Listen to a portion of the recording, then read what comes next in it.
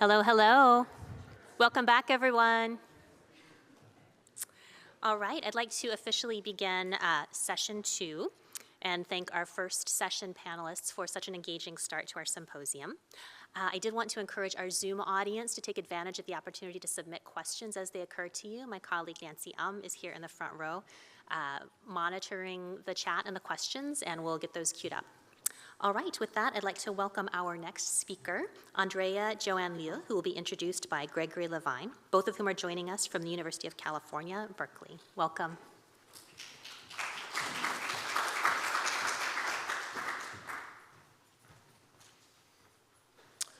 Good afternoon, everyone. Thank you, Rebecca. Thank you, Andrew. Thank you, Nancy. It's truly a really wonderful event. And I also want to thank the GRI as a whole, the Getty Museum and Foundation, for all of the different amazing programs that are happening, will happen, are in sort of a planning and thinking stages. And I also want to thank your immense community for all your efforts towards community. I think this is really vitally important for all of us thinking about the arts and visual culture. It's truly an honor to introduce Andrea Jung-An, who I've had the pleasure of advising and co-teaching across a number of years, and as she is heading, as many of our speakers are, towards completing the dissertation. She's a doctoral candidate in history of art at UC Berkeley, where she's contributed enormously, both in the classroom as a co-teacher of mine and others, and in her own teaching, and also to Berkeley's Asian Art and Visual Culture Working Group, and the Berkeley Stanford Graduate Student Conference, although perhaps I should say it's Stanford Berkeley. I'm not sure what Richard would say, but in any case, she is a tremendously active academic citizen, generous as well. She's currently based in Tokyo, completing her research. Prior to her studies at Berkeley, Andrea completed an MA in History of Art and Visual Culture at Oxford University, focusing on transnational art circulations between modern France and Japan. And before that, she received her BA in History from National Taiwan University. And this is just a conventional listing of achievements, as if I'm reading off of her CV. And it really only hints at the richness of her intellectual curiosity and incisive and indeed really insistent research, both on-site in archives and so forth. And focusing in particular on the study of global modern art and architecture, which is vividly evident in her dissertation, The Eco-Aesthetic Empire, Geoaesthetics and the Making of Modern Monuments in Imperial Japan, 1920s to 1940s. And therein she investigates architecture and visual form, biotic and lithic materiality, visual media and environmental philosophy and discourse as they converged in Japanese empire. Andrea encourages us to look beyond normative histories of modern Japanese architecture that, by and large, stay much too narrowly fixed on describing cosmopolitan responses in Japan to European architecture, or that cling to traditional modern and East-West binaries, or that deflect the force of empire. Serious engagement with modern imperial architecture in Japan, Andrea argues, should address built monuments as such, but also perforate the architectural box, as it were, with the more than human. Her research reveals that the built landscapes and monuments of Japanese empire, especially in the metropole, but also in the colonies, were entangled not merely with ideology, but with geo-ecological bodies and colonial systems of exploitative extraction. Japan's empire across North, East, and South Asia was, she demonstrates, re-embodied in its imperial monuments, literally, indexically re-embodied. We must therefore contend with Japan's eco-aesthetic empire as it shaped imperial architecture and visuality and, in turn, imperial subject formation and control. Her presentation this afternoon takes us into this intervention in modern architectural history, and in doing so, Andrea invites us to return to the still vital, if not imperative, matter of, as she writes, how art history positions itself as an ecologically allied form of inquiry. Andrea?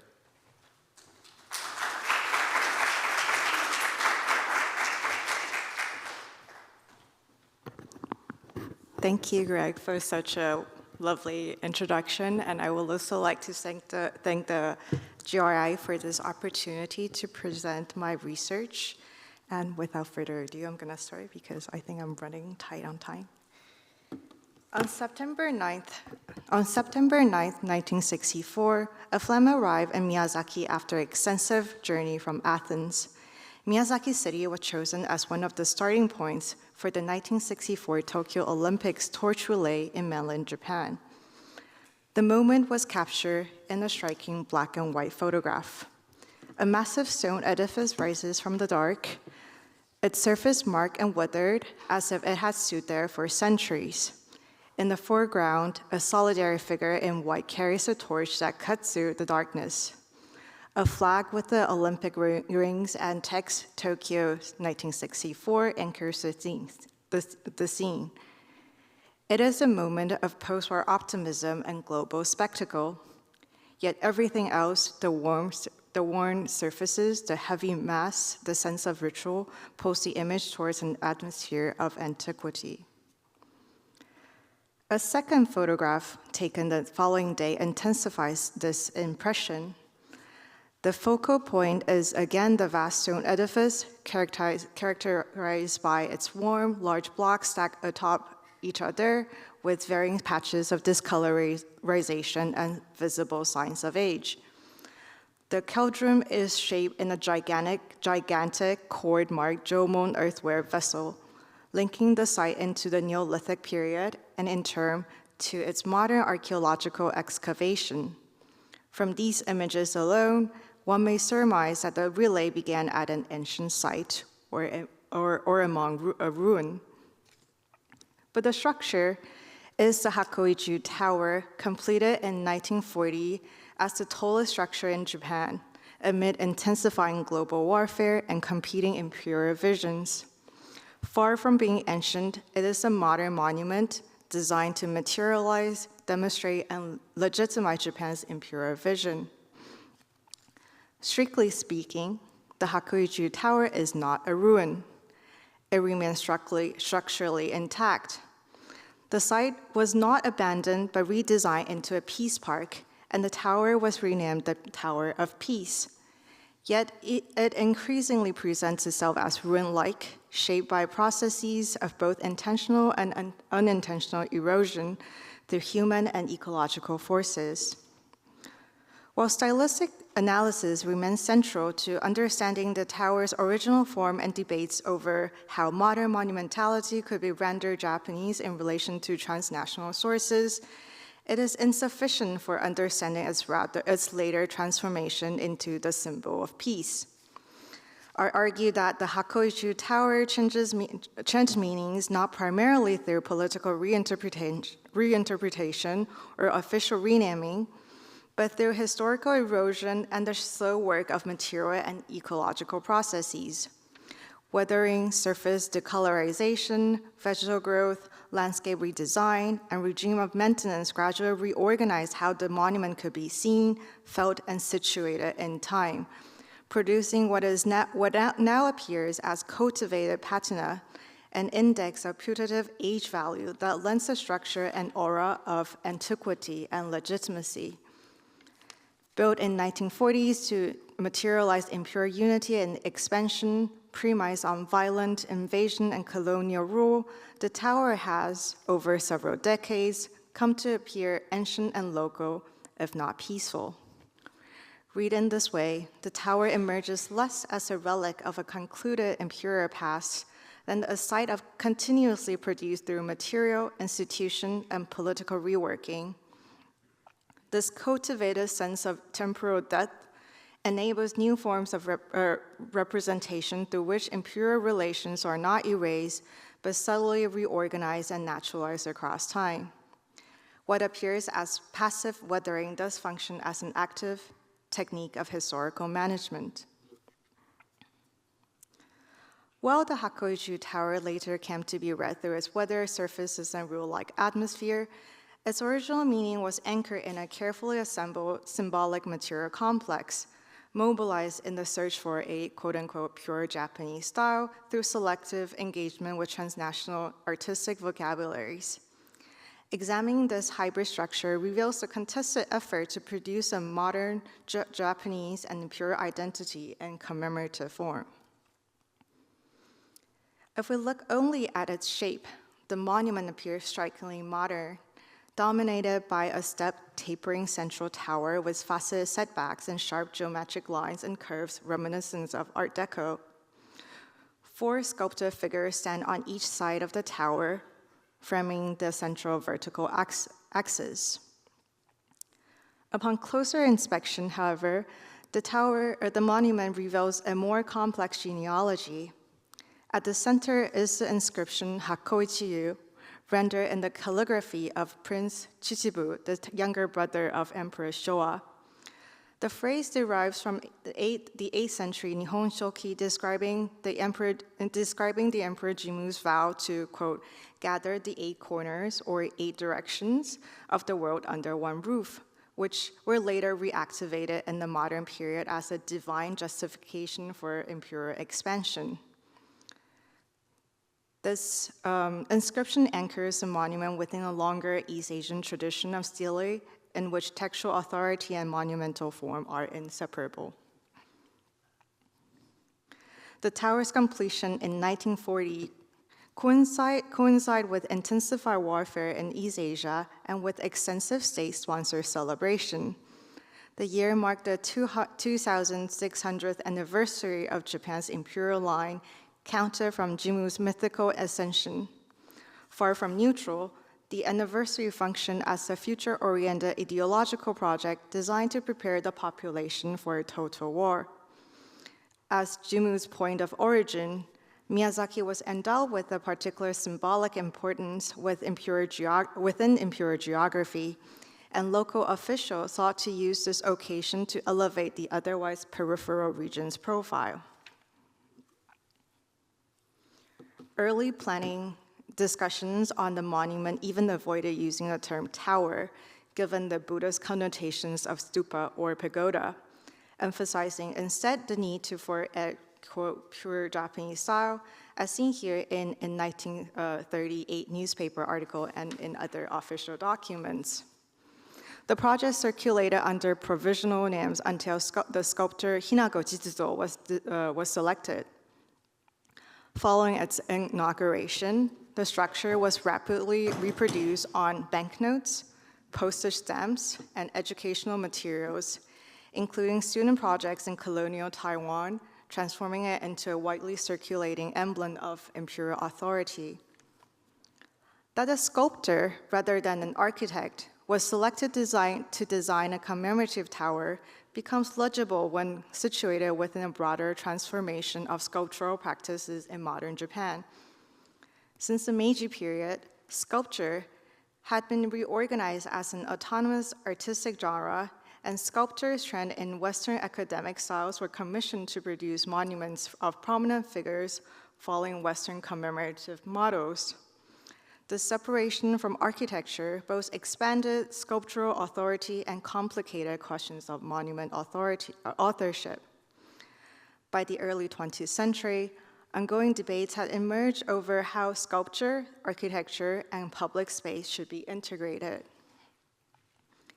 In 1926, dissatisfied with academicism, Hinago and others founded the avant-garde sculpture group Kozosha, which promoted the synthesis of sculpture and architecture and the, quote, socialization of sculpture, end quote. The group did not pursue a fixed stylistic program. Rather, their primary concern was to rethink the modern monument from a sculptor's perspective, emphasizing its relation to urban space, environmental context, and embedded encounters.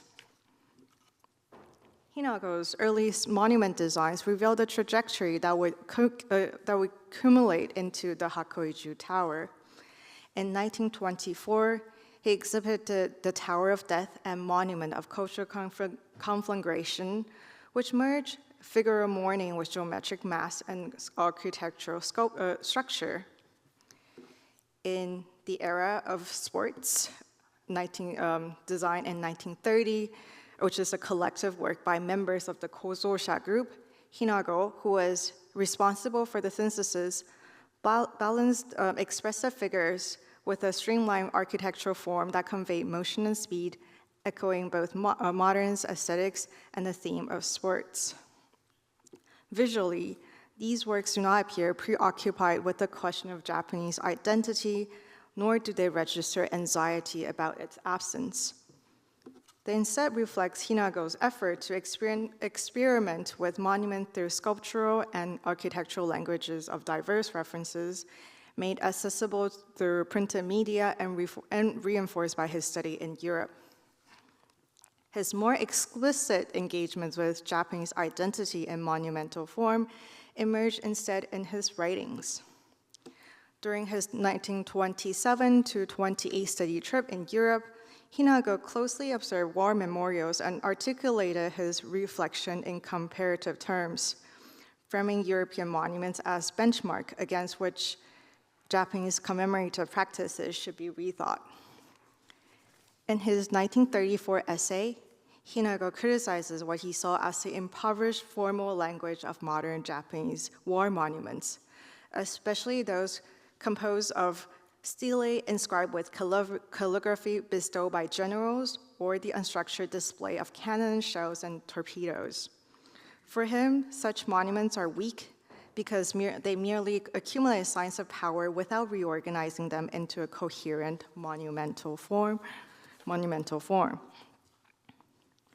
In a 1939 newspaper article, amid an intensified quest for Japanese, quote-unquote, Japanese commemorative forms, Hinago criticized the wholesale borrowing of foreign motifs like the obelisk or pyramidal form, which at the time has been employed by many architects and incorporating them into their designs.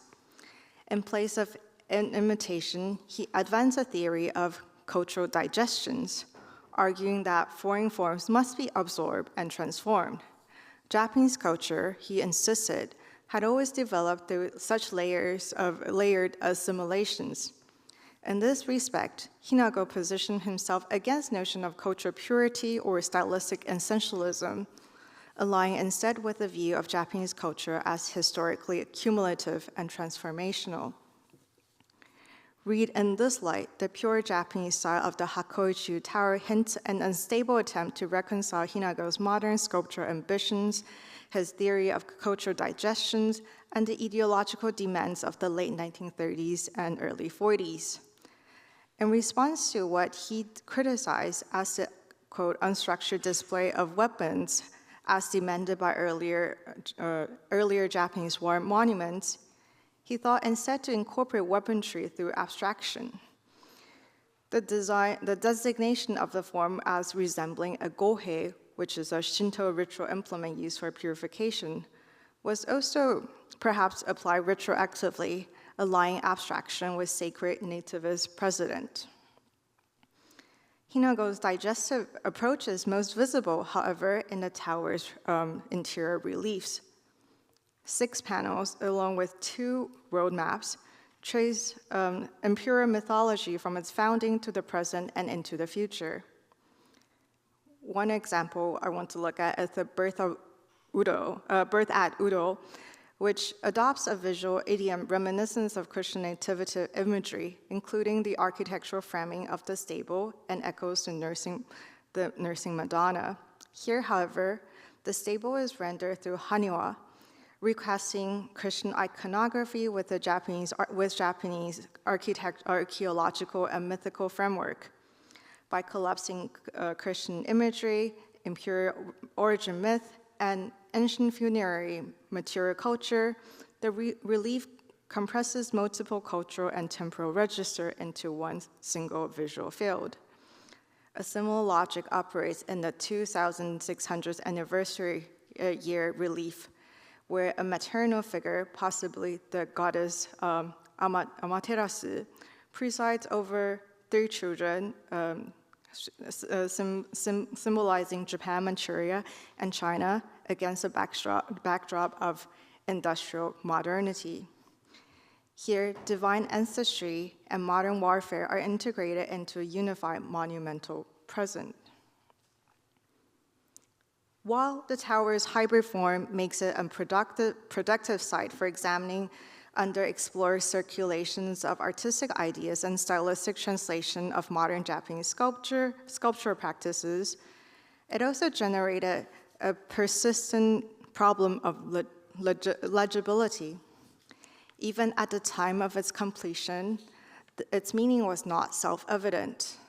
As others have noted, contemporary viewers did not necessarily know how to read it as a Shinto-inspired structure, as reflected in the repeated publication on newspaper articles explaining the correct way to understand the monument, an effort that already signals interpreted instability. Impure meaning, in other words, was never fully secured at the level of visual representation. It relied not entirely on iconography or form, but also on what I term impure materiality, which I understand to be the mediated, experiential, and historically constructed condition of materials, something produced through discourse, perception, and technology. Materiality mattered to the tower from the outset. The stone mobilized for the towers were made, the stone mobilized for the tower made its ideological function explicit. Governor Aikawa demanded that stones, quote, from all over the world where Japanese have set foot on, end quote, as tangible proof of impure reach. In the end, 1,789 stones from Japan, its colonies, and beyond were brought together to form what might be called an impure geology.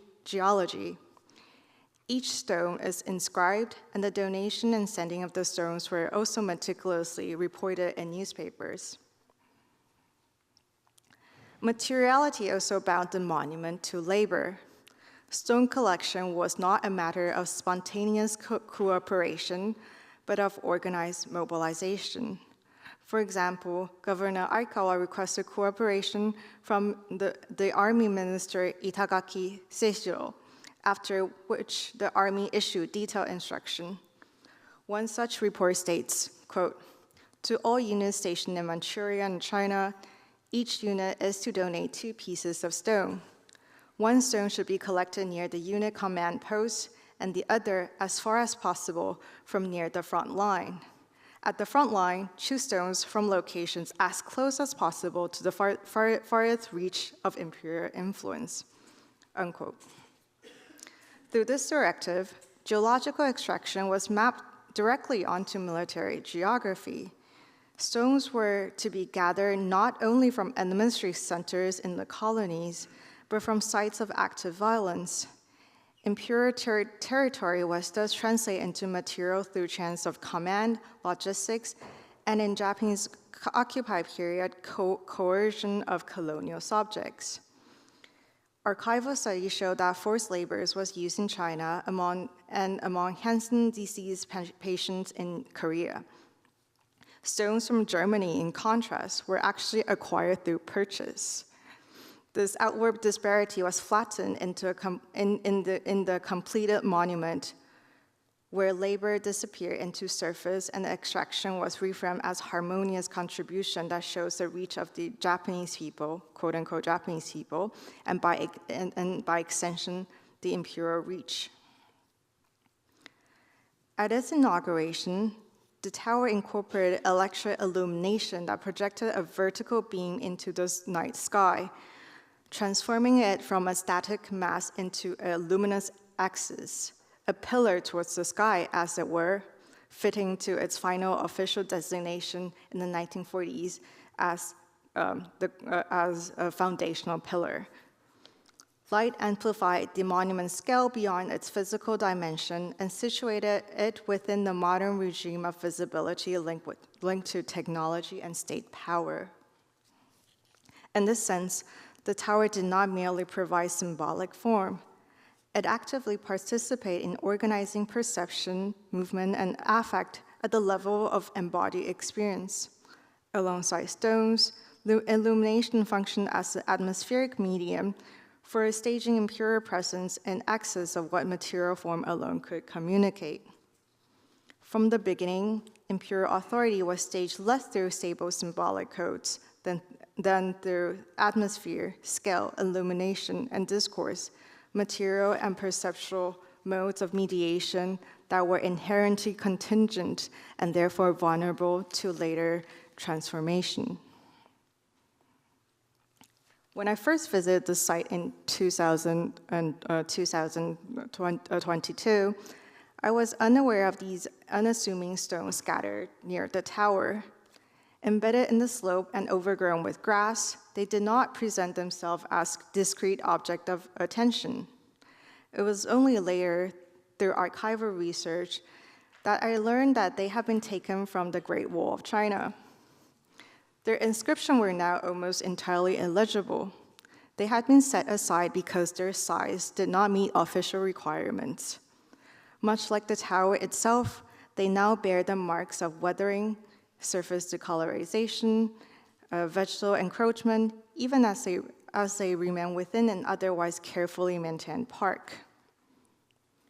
What is striking is not simply that the authority of the monument declined, but how it occurred without complete demolition. Although the GHQ ordered the removal of the inscription Hakojiu during the occupation because of its use as wartime imperial slogan, the rest of the structure was left standing. After the Korean War, Cold War geopolitics structured US rearmament policy and Japan's remilitarization under the rhetoric of peace and self-defense. In this context, imperial residues were increasingly reinterpreted within a pacifist framework. In the 1960s, despite unease among local residents, many of whom had experienced and witnessed firsthand the atrocity of total war fought in the name of the emperor, local politicians promoted the reinscription of the phrase. 8 corners under one roof was reinterpreted as a universal ideal of harmony. Yet the monument's historical charge was not something that could be neutralized through linguistic adjustments alone. Over the following decade, a Haniwa garden was added to the park in 1963. Emerging from the broader post-war Haniwa boom, marked by renewed fascination with Kofun period clay funerary figures in search of a pre-imperial past, the garden staged an archaeological atmosphere of residue and antiquity. Haniwas were scattered across the grounds and intentionally left to wither, produce an impression of excavation and historical depth. Through the staging of time in adjacent to the former imperial expansionist monument, the tower was no longer positioned primarily as a product of wartime mobilization, but as something closer to a remnant of antiquity. Ecological forces also played a decisive role in this transformation. Rain, heat, moss, lynching, and surface erosion softened edges, blurred inscriptions, and altered symbolic legibility year by year. As Greg Levine has observed elsewhere, we need to pay attention to how non-human biodiversity alters human-made objects and gradually creeps into our visual experience and historical understanding of them. Through these processes, material change reshaped not only the surface of the monument, and also how they could be seen and interpreted. What appears to as, quote, natural, quote unquote, natural erosion is not simply natural. Anne Laura Stoller has advocated understanding ruin not as a noun, so often associated with a melancholic gaze, but as a verb, as a political process shaped by decisions about what to preserve, what is neglected, and what is allowed to fade from view. I would add here that erosion names the slower form of this process. Unlike ruination through destruction, erosion operates through endurance and normalization, allowing structures to remain mostly intact even after their political and ethical force is depleted. It is shaped by institutional choices about where to intervene, where not to, and what to clean, and what to leave untouched. Through forms of erosion, wartime political violence becomes harder to recognize. Weathering, weeds, and surface sand reorganize how the past appears. Imperial expansion and wartime mobilization begin to look distant, settled, and even benign, like something that has naturally faded away. The discarded stones from the Great Wall of China highlights this process. Their disappearance is slow and ordinary, much like the way imperial violence itself has been normalized and quietly removed from public accountability. They have been transformed from active carriers of ideology into residual matter, detached from their original function, no longer self-evident in meaning, readable only as distant traces. At the tower's annual public opening in 2025, white doves were released to roam freely across the grounds, another attempt to frame the site as a space of peace, not by fundamentally altering the structure itself, but through symbolic gestures and affective staging. The official brochure described the tower as, quote, a facility. Yes, they used the word facility. A facility constructed amid the wartime atmosphere of the period, but today a valuable historical heritage site that has been transformed into a public park and is widely cherished by the residents of the prefecture, end quote. There is no mention of the stones, their origin, or the labor embedded in them. Their absence mirrors a broader political erosion through which imperial history is not confronted but allowed to sink quietly into a curated landscape. Yet the history is not lost. It remains latent, embedded, and waiting to be reactivated. Thank you.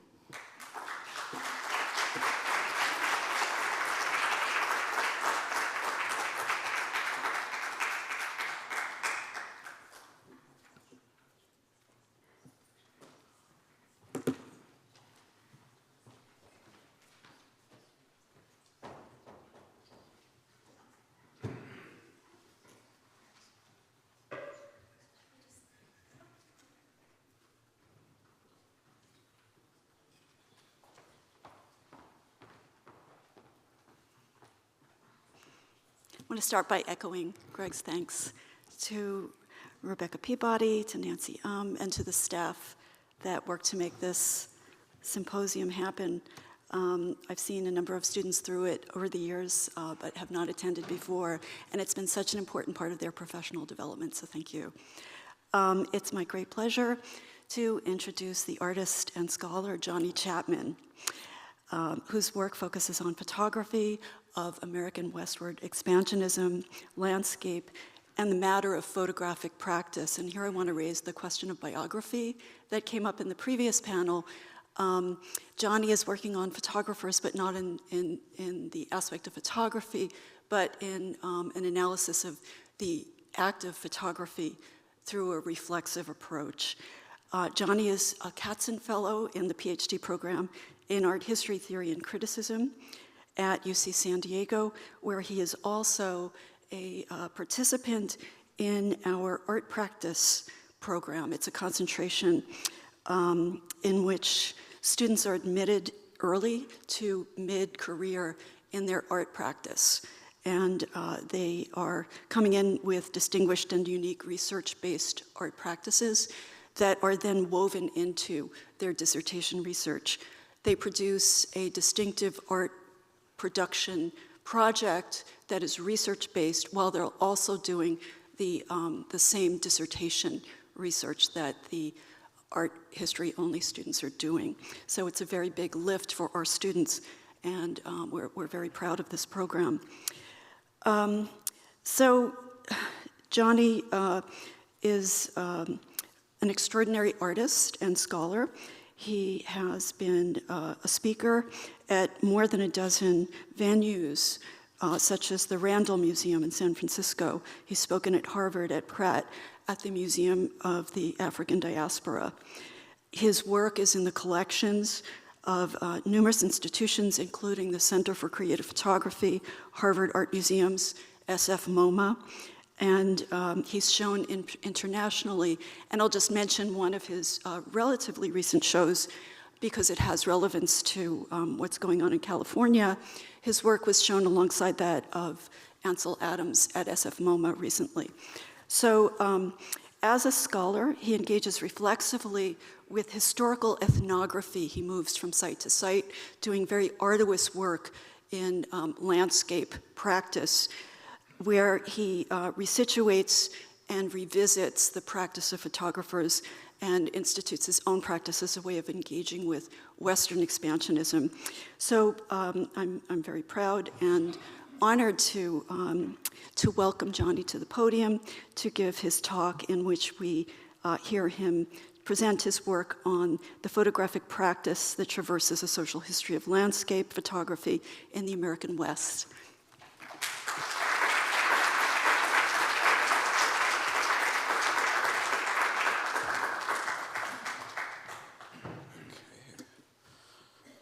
Thank you, everyone, for being here today, and thank you to the Getty Research Institute. But also, as a former admin, I also want to thank Lauren and the team for coordinating and putting this together for us today. With my research, Cool. With my research, I situate myself with historians of the environment and environmental activists, such as Christopher Tilly, Caroline Finney, and Rosita E. Taylor, who have shown us in a multitude of ways that nature is not a neutral space, but one in which multiple temporal histories overlap. Of course, among this group, there are environmentalists and photographers who came to this work through landscape imagery, such as Liz Wells, Sing Kwang Shi, and Robert Adams. As a photographer myself, I bring a particular standpoint to this discourse, and aspects of both sides of my research are informed by my experiences traveling across the US over the last decade, as well as exhibiting and understanding my work as it's being shown and being placed within these larger art historical discourses, such as when my work at SF MoMA was presented alongside the works of Ansel Adams, Carlton Watkins, Timothy O'Sullivan, and Mark Klett, and other notable figures who are engaging with the legacy of landscape photography, the American West, and the national parks in the United States, many of whom will also show up within my dissertation at different points. More recently, my work will also be presented as part of a project with the organization Insight that'll be exhibited next month alongside artists Mark Dion, Alan Sekula, and Anya Galaccio. These are all artists who are thinking about the border region and the history of the two Californias. At times, it can be difficult to position oneself in both worlds as an artist and historian, and part of this project is working out a method for doing that work. So my dissertation oscillates across time from the 19th century to current day in order to see connections and paths between the past and the present. Bridging theoretical inquiry with cultural observation and photographic practice, both sides of my dissertation treat landscape photography not as an isolated pictorial expression, but as an ideological framework interwoven with the constitution of identity, memory, and culture. The complexities of the etymology of the word nature are worthy of its own encyclopedia, and as such, to narrow the stakes, in my talk today I will draw upon a few intersections between art and environmentalism and the history to examine the term and its power within the context of the United States, the American West, and the history of landscape photography. This exploration serves as a beginning of additional dialogues. In years past, while living in San Francisco, I, like many others, wanted a break from the city, and as such with colleagues, I ventured out to a local scenic spot to take in some nature and recenter myself among the trees. I found myself venturing across the Golden Gate Bridge into Marin County to visit the nature preserve known as Muir Woods National Monument, a rich oasis containing hundreds of coastal redwoods, which have lived for hundreds of years and grow to be over 300 feet tall. As their massive stature reaches the heavens, the scale of these natural wonders dwarfs any individual standing beside them. Due to its beauty and location, proximity to the Bay Area, the locale has served as a spot for contemplation, spirituality, weddings, a filming site, Star Wars was filmed there, and a photographic destination for generations of photographers. Awakened by this experience, I began researching the location and its presence in environmental history. What I learned and continue to learn shifted how I viewed or understood locations deemed as nature. Muir Woods was set aside for conservation by a donation of land from William Kent, U.S. representative from Northern California between 1911 and 1917. Kent was one of the lead sponsors of the legislation which created the national parks. Kent was connected with the California Club, which is now known as the Save the Redwoods Coalition, whose members included Theodore Roosevelt and one of its founders, Madison Grant. With the use of the Antiquities Act, Roosevelt made the area a national monument, and it was named after transcendentalist and environmentalist John Muir. One might ask, why save the redwoods? In addition to environmentalism, each of these individuals shared in common an interest in or connection to the eugenics movement, a practice rooted in scientific racism. Kent was explicit in his beliefs, which manifested as antagonism towards racial groups he deemed as inferior. In office, he pushed through policies that barred Asian immigrants from entering the country, owning land, and becoming U.S. citizens. The eugenics viewpoint factored into the preservation of Muir Woods.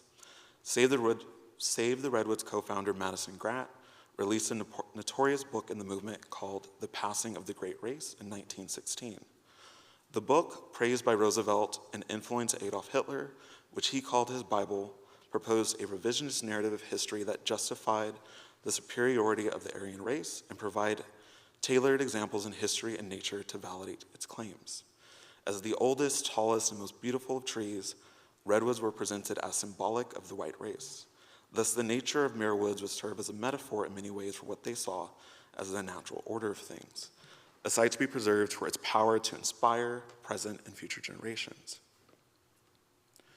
For much of Western art history, nature and landscape themselves were often not the main focus, but the background setting for fables and parables. Within many indigenous communities, depictions of elements of nature and the landscape, such as those seen at Mesa Verde or Newspaper Rock, serves as evidence of how humans reconstructed the land. These depictions were a powerful part of culture and a way for people to connect socially. Historically, the term landscape was not used to describe a genre of painting until the 1500s, and was not popularized as a subject itself until the 17th century. During the Dutch Golden Age, paintings of flowers and naturalistic landscapes were an outlet for Dutch pride and national identity after gaining independence from Spain. Depictions of nature, such as winter landscapes, seascapes, and the countryside, operated as symbols of their well-being and gifts of God's creation. These paintings were not meant to inform cultural doctrines, serve as allegorical tales, or communicate local customs, but rather these scenes of nature existed for visual pleasure and entertainment. These first, quote, pure landscapes answered no direct social need. The shift in the depiction of natural scenery allowed nature to exist independently. This emancipation of landscape as a genre, as W.J.T. Mitchell explains, is also naturalization of freeing of nature from the bonds of convention. Freeing nature from culture in favor of aesthetics and form allowed nature to serve as a repository for formalist ideas of beauty and the perception of nature as truth. How does one turn a bell pepper into a sinuous form whose curves, contours, and shadows transform a vegetable into an aesthetically pleasing meal for the senses? With the press of a shutter. Considered one of his most seminal works, Pepper No. 30, Edward Weston, satisfied with the image, spoke of its success, commenting, "It is classic, completely satisfying, a pepper, but more than a pepper, abstract, in that it is completely outside subject matter.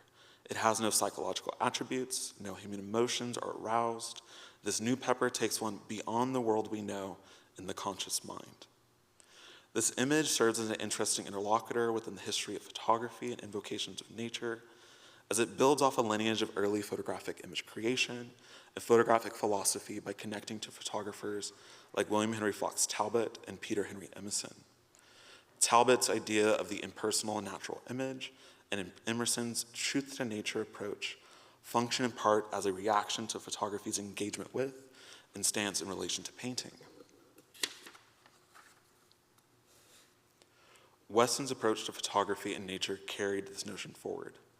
Whereas the painter, according to Weston, has always tried to improve nature by self-imposition, the photographer has proved that nature offers an endless number of perfect compositions, order everywhere.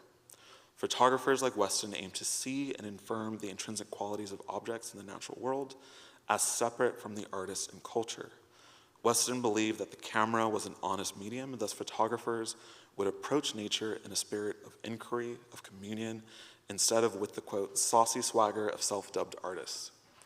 At stake with this positioning of nature was a matter of individuality, vision, and function. Photography and Weston's discernment operate as a way of self-development. Ansel Adams, a member of John Muir's Sierra Club, worked with Weston to establish Group F64, which promoted straight photography, a new iteration of naturalism. In Adams' autobiography, he shares in sentiment with Weston, writing, "My approach to photography is based on my belief in the vigor and values of the world of nature.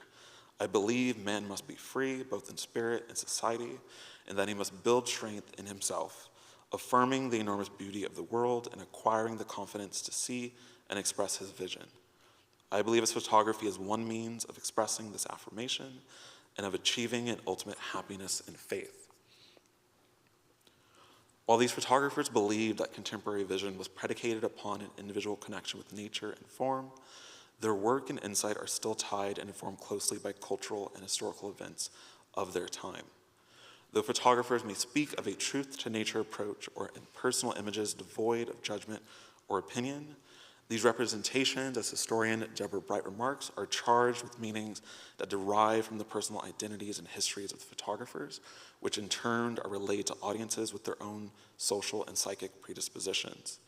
Thus, depictions of nature are not separate or outside culture, but are a product of it.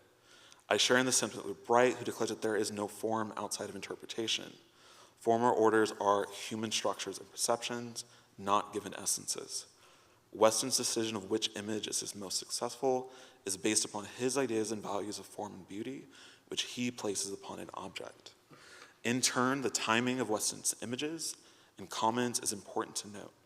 Weston created his pepper studies at the age of 44, 12 years after the end of World War I, and 1 year into the Great Depression. The desire for the isolation of nature and the presentation of natural elements in quiet frames thus serves as an allegory for the complications or the loudness of modernity. This additional context places Weston, Adams, and other photographers' work back in direct line with the history of painting and representation of the landscape that they wish to distinguish themselves from.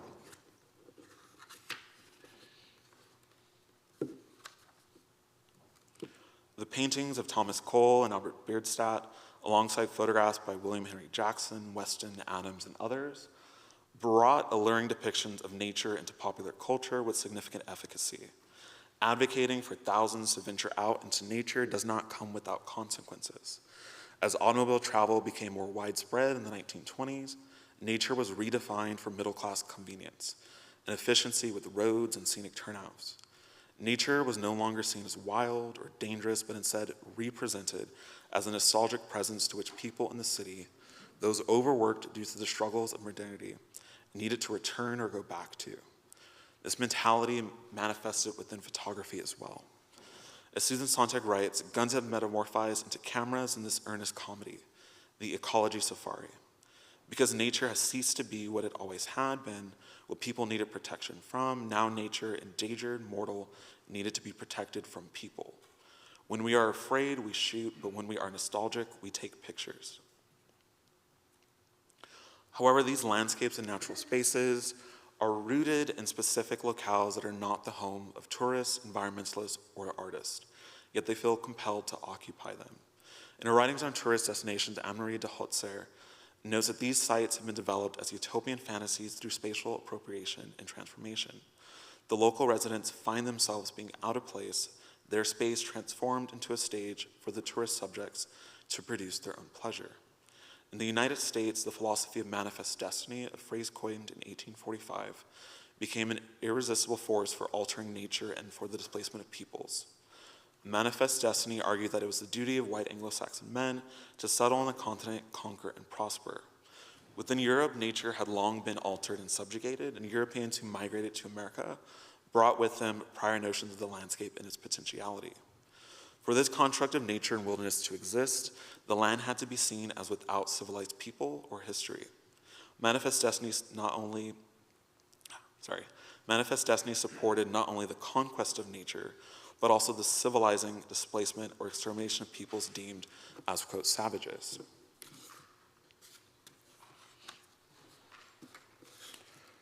Second wave transcendentalist John Muir was prominent in the environmentalist movement and ecological policy making.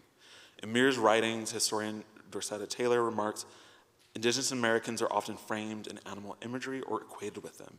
If Native Americans are seen as wild animals, then the lands can be framed as areas untouched by human hands once the Native Americans are removed. Frederick Law Olmsted, the landscape architect behind New York Central Park, argued that the, quote, civilized lasses were likelier to appreciate places like Yosemite than the, quote, savages, arguing that the power of scenery to affect men is in a large way proportionate to the degree of their civilization and the degree in which their taste has been, quote, cultivated. To construct nature, conquer the land, and build the nation, these individuals proclaimed indigenous peoples as subhuman, as not utilizing the land and its resources, and thus the land would benefit from their stewardship. Lawrence Savoy in their writing remarks, in their mappings and renamings, ancients from Europe and Euro-America claimed already inhabited named terrain. Schoolcraft, Lewis Cass, Muir, and others became experts by redefining, repositioning, representing, and thus obscuring animate lives from within this land to those looking from without. And as a side note, in 2020, I visited Glacier Point, where President Theodore Roosevelt and John Muir stood together at that fateful gathering to determine what would become of Yosemite. And I created this image as a reference to their meeting, but also to acknowledge the history of the Buffalo Soldiers, an all-black military unit, who would establish the roles that are now taken on by the National Park Rangers, as well as the history of photography that has taken place in the region.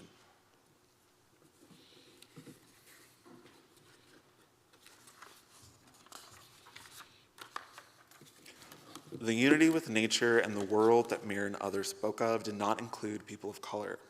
For most of American history, statements about race were often also statements about nature, about, quote, natural racial differences, whether created by God or evolution. The constructs of race and nature furthered, as Paul Oakes denotes, a legacy of making people of color signify the natural as a prelude to exploitation of non-white peoples in the natural environment. Linked with Muir's and other writers' calls for individuals to return to nature was a criticism of the racial demographic changes in the cities. Muir, in writing about black individuals he encountered, wrote that, quote, the Negroes are an easygoing and merry, making a great deal of noise, doing little work. One energetic white man working with the will would easily pick as much cotton as half a dozen Sambos and Sallies. While Guilford, Pinoche, and Muir explored, articulated, and disseminated conservation and preservation ideologies, legislation was being enacted to limit both movement and accessibility for African Americans as well as Native Americans, Chinese, and other non-white peoples in the United States. This included the California Land Claims Act of 1851, the Black Codes of 1861 through 1865, the Dawes Act of 1887, and the Curtis Act of 1898. Sorry. There we go. This contract of nature within the United States arose in tandem with violence and exclusion towards groups deemed ill-fitting for the environment. During the same period, there were numerous race-related massacres. The laws of nature and the laws of God were used to justify the segregation of people of color. Within the US, sundown towns littered the landscape between landscapes and picturesque spaces, making it dangerous for people of color to venture out of the city without forethought and planning. It can be argued that race-related massacres in sundown towns operate as barriers to keep people of color in specific regions and to limit migration throughout the country, and in consequence, access to the nation's natural wonders, with a few sundown towns even operating as the gateway to access the parks themselves.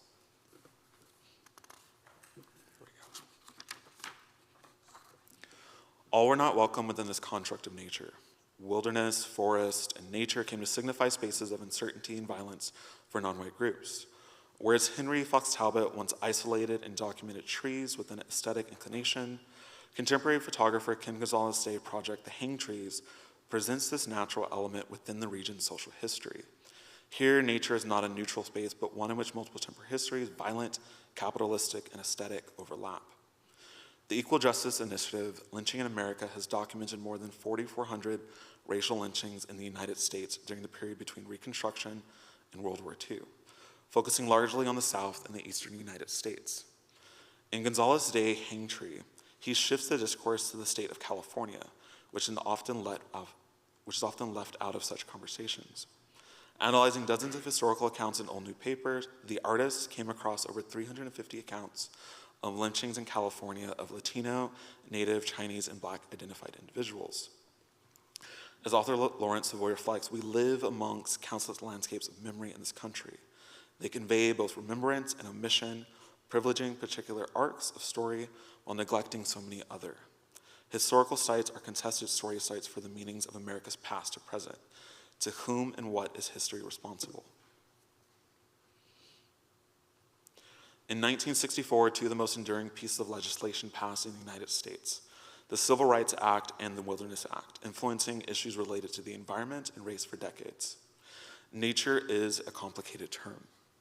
Whether noble, picturesque, sublime, or mundane, as scholar Deborah Bright reflects, the landscape image bears the imprint of its cultural pedigree. It is a selected and constructed text. Throughout history and our historical criticism, the concept of landscape has been scrutinized to a degree in which I believe the invocation of nature is not. Nature is not neutral, and its visual and formal depictions are products of the culture that its image makers inhabit. What is and isn't natural depends upon the eye of the beholder.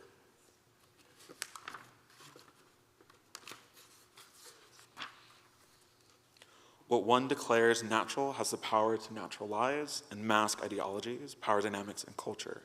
Nature is defined, it is limited, and it is controlled. W.J.T. Mitchell once argued that the term landscape should be used as a verb, not a noun, and I believe something similar should follow suit for nature. Its usage should destabilize all assumptions and assurances of truth, and instead the term should allow us to understand that which in the environment is placed on the periphery of social production. As anthropologist Christopher Tully notes, landscape is a signifying system through which the social is reproduced, transformed, explored, and structured. Process organized. Landscape, above all, represents a means of conceptual ordering that stresses relations. What is nature perceived as such today may not be tomorrow. Nature is complicated. Thank you.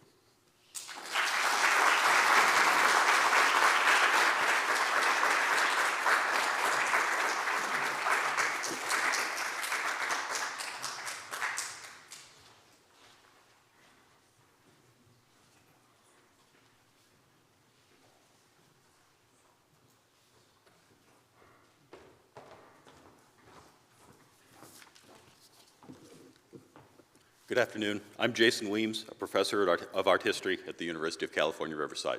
I'd like to, of course, as we all have, thank the Getty and the many hands that play a role in creating this event. I can say that this event has become, I think, an important professional, but more so a cultural marker for the students in our program. It means a lot to have this opportunity to present work, I think, to the art historical community, but mostly, I think, to their peer students in California. So, it is my sincere pleasure to introduce Lily Allen, an advanced graduate student at UCR. Lily is slated to complete her degree this spring. Her dissertation, Date, Akubo, Alvarez, McDonald Wright, 4 LA Pacific Modernists and the Contours of Asian American Painting, 1918 to 1945, explores the emergence of what she calls LA Pacific modernism. By this, she means the unique and consequential combination of Asian Pacific, Oceanic, and Euro-American artistic styles and cultural outlooks that emerged in Los Angeles among a heterogeneous group of artists during the interwar period. Lily is among the first scholars to perceive the complicated webwork of these influences, personal and national, homegrown, global, and diasporic. She does this through probing visual analyses, some of the most sophisticated I have seen, coupled with in-depth archival research. I would add that Lily is among the most gifted writers I have encountered at the graduate level. She reminds me in this way of the artistry that underwrites our own scholarship. Lily is a dedicated curator and scholar. She is the recipient of a Tyson Dissertation Fellowship from the Crystal Bridges Museum of Art, a Huntington Library Research Fellowship, and numerous university grants, fellowships, and awards. She has worked as a curatorial research associate in American art at the Huntington Art Museum, where she curated and contributed to several exhibitions and gallery reinstallations from Edward Weston to Sargent Johnson. She has developed an extensive commitment to education in both the university and the museum, with special attention to visually informed writing. Lily holds a master's degree in art history, also from UCR, for which she wrote an outstanding thesis on the New York City reception of Spanish Impressionist painter Sorolla. Further back, Lily owns a PhD, sorry. She'll own a PhD someday. Further back, Lily owns a BA from New York University with highest honors. Today, Lily will share a portion of her research focused on the modernist painter Hideo Date and the visual negotiation of Japanese-American Los Angelian identity. Lily.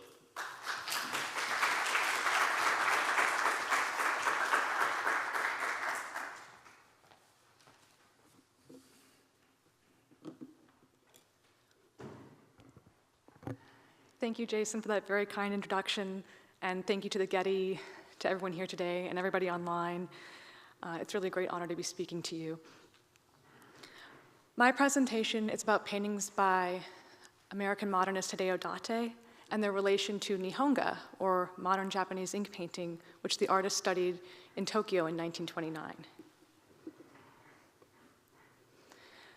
Date is one of 4 painters, along with Benji Okubo, Mabel Alvarez, and Stamp MacDonald Wright, at the center of my dissertation. They were all colleagues at the Modernist Art Students League of Los Angeles. And they worked in one of LA's first modernist styles, from the 1930s until World War II and Date and Okubo's incarceration in the US concentration camps. In the examples before you, we can notice flowing lines, bright colors, a graphic quality, and motifs from East Asian art that characterize the unnamed style, which in the context of my work I refer to as LA Pacific modernism. Throughout his life, MacDonald Wright called himself the inventor of LA Pacific modernism, and his peers, followers, a myth that has persisted due to art history's historic neglect of women and artists of color. My dissertation argues that the style was not the invention of one prominent Euro-American modernist, but collaborative and culturally dialogic, catalyzed by the cross-racial, ethnic, gender, and class friendships and tensions incubated at the Bohemian Art Students League and elsewhere in booming and diversifying Los Angeles during the interwar years. I also contend we can trace in the 4 artists' paintings a conversation about nascent notions of Asian American identity, collective affiliation, and culture. In other words, though the term Asian American would not become widespread until after the Asian American movement of the 1960s, some of the ideas behind it were already present in the minds and art of people from a range of Pacific heritage during the exclusion era. This conversation about Asian American identity can be seen in these paintings by Date and MacDonald Wright. And unfortunately, these black and white photos are the only records we have of these particular works. In MacDonald Wright's painting, Japanese-American model Yoshie Kuramoto's American identity is foreclosed by the title, Young Japan. The Ace of Spades, what the artist called the death card, symbolized that authentic Japanese culture was dying through what he saw as westernization. Playing cards in her Peter Pan collar, Kuramoto is intimated to be not only not American, but improperly Japanese. Date's Young America depicts his friends Rosemary and Justice Sato in Yosemite, with Half Dome visible above the book in Justice's hand. Nice symmetry with Johnny's talk that we just heard. The neatly dressed couple is reading, a form of self-improvement, a national value since the Puritans. The picture's meaning is clear. This couple is of Asian descent, and they are Americans. If Young America was representative of Date's oeuvre in the 1930s, he might be better known, like his fellow California modernist Minio Kubo, whose works offer recognizable reflections of Japanese American life before and during wartime incarceration. However, most of Date's LA Pacific Modernist paintings do not look like Young America. Rather, they are portals to fantastical worlds seemingly distant from his material and sociopolitical context and from social justice. The ethereality of Date's interwar works brings us to Nihonga, which celebrated late scholar Karen Higa identified as inspirational to the artist. Nihonga means Japanese painting and was a movement founded by intellectuals Ernest Fenollosa and Okakura Kakuzo in the 1880s. They were concerned about the influx of Euro-American and global art influences following Japan's forced opening in 1854. They especially bemoaned Japanese painters who used oils and were in obvious dialogue with European and US modernism, artists referred to as yoga or Western-style painters. Feniosa and Okakura called for a return to ink and mineral pigment on silk or paper, and for balancing indigenous Japanese methods with perspective and modeling. Those who joined them became Nihonga painters, driven to create art embodying both modernity and Japanese national identity. In her work on Date, Higa noted that though he rarely spoke of Nihonga, he used many aspects of it in his paintings following his 1929 trip to Tokyo. He employed techniques like fine line, compressed space, and hazy style painting that creates a gradient effect, but also subject matter like Asian deities, dragons, and Hindu and Buddhist figures. And on screen, we have a Nihonga painting on the left and one by Date on the right. And you can see that both use delicate line, the hazy style, and reference Buddhism. The Tale of Heike being a Japanese medieval history with Buddhist undertones, and Where Lotus Abide portraying Rosemary Sato again, this time as a Buddhist priest. What Higa did not have the chance to write about is, what exactly are Date's pictures doing with Nihonga? My thoughts are that through Nihonga, Date responded to his experience of increasingly inflexible correlations between race, ethnicity, nationality, and culture on both sides of the Pacific before World War II. In his work, motifs from Nihonga shift and transform, making space for the lived experiences of Japanese American and Asian American people like him, whose identities did not fit within nationalist, imperialist, and modernist paradigms in either 1930s Japan or the United States. For the rest of this talk, I'll demonstrate my argument by discussing first Date's life before his 1929 trip and how this primed him to appreciate Nihonga, second, the ideology of Nihonga and how this created ambivalence for the artist, and finally, how he adapted Nihonga to express his own perspective as a Japanese-American diasporic modernist. When Date was 16, his family immigrated from Osaka to Fresno. A year later, in 1924, 50 years of anti-Asian legislation culminated in an act banning immigration from all Asian countries on grounds that Asian people were unassimilatable into white American society. Immigrants like Date already in the country could not naturalize. The Dates eventually moved to Los Angeles, where in 1927 Hideo found the Art Students League. Though more cosmopolitan, LA was hardly free of racism. As a student at Otis Art Institute, Date was told by a professor that it was a tragedy to see him paint in an Oriental manner. We know one work from before Date's trip to Tokyo, this print for a book about California made by Otis students. We can see Date perhaps took some inspiration from historical East Asian landscape paintings, specifically the monumental vertical mountains, negative space, and gradient shading that seems like an attempt to translate ink washes into crayon. However, the sharp forms in the foreground feel cubist, while the clouds and mountain peaks resemble Disney animation. Date told his teacher he didn't know what Oriental art was, that he could go to hell, and then boarded a ship to Tokyo. Once there, Date enrolled in a Nihonga academy. Nihonga encouraged experimentation and multicultural art techniques. It encouraged experimentation with multicultural art techniques, while asserting the relevancy of Japan's art history to the modern world. We know that Date, too, was compelled by synthesis and interested in historical East Asian painting. Nihonga thus affirmed the artistic inclinations dismissed by his American professor. Nihonga additionally offered a different view of Japanese and Asian heritage. Okakura Kakuzo was famous, alongside theorizing Nihonga, for his book Ideals of the East, where he transmuted stereotypes that Europeans and white Americans had about Japanese and Asian people, re-articulating them as sources of pride, while conceptualizing a Pan-Asian identity and solidarity distinct from Western nations. This is apparent in the book's first line, quote, "Asia is one.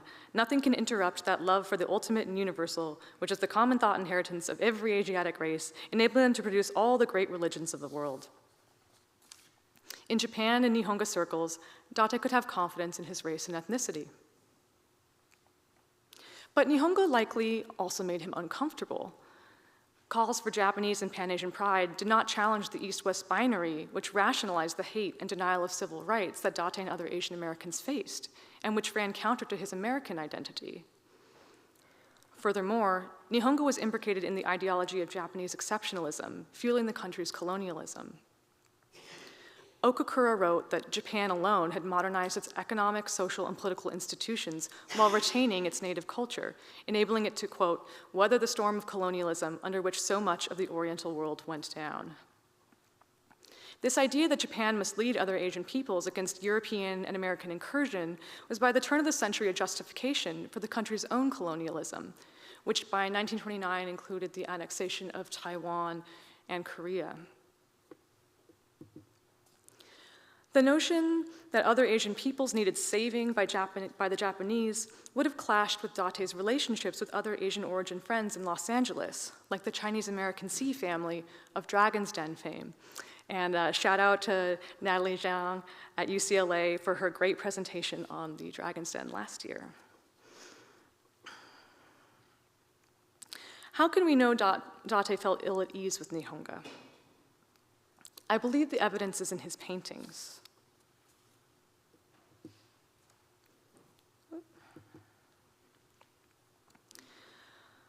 Date's paintings of women are strongly connected to the Nihonga genre of bijinga, or pictures of beautiful women.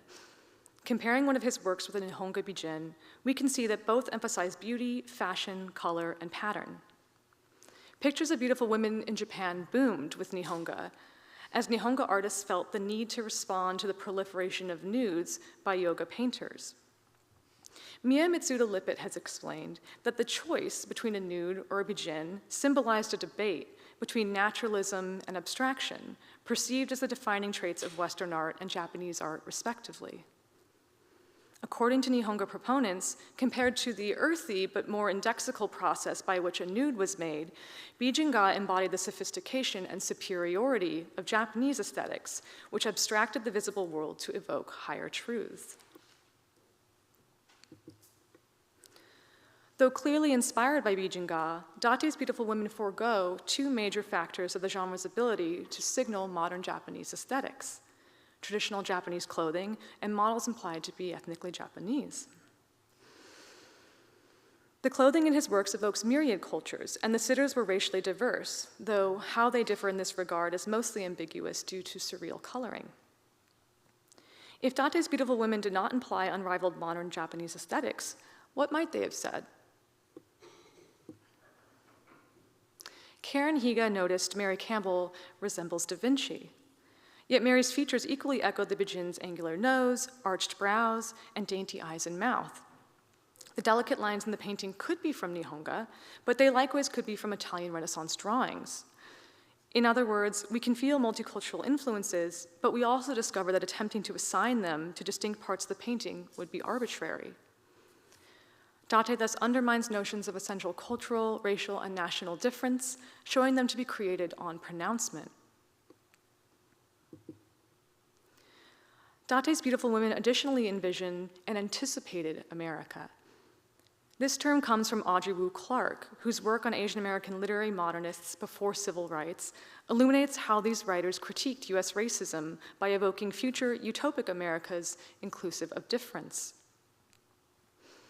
These anticipated Americas highlighted through contrast the actual United States' failure to live up to its stated values of equality, liberty, and justice for all. Date enacts a similar critique with the otherworldliness of his beautiful women. Retained in their varied colors is the fact of racial diversity. Thwarted is the potential for racialization, as viewers cannot attach socially invented stereotypes and hierarchies to a green or purple person.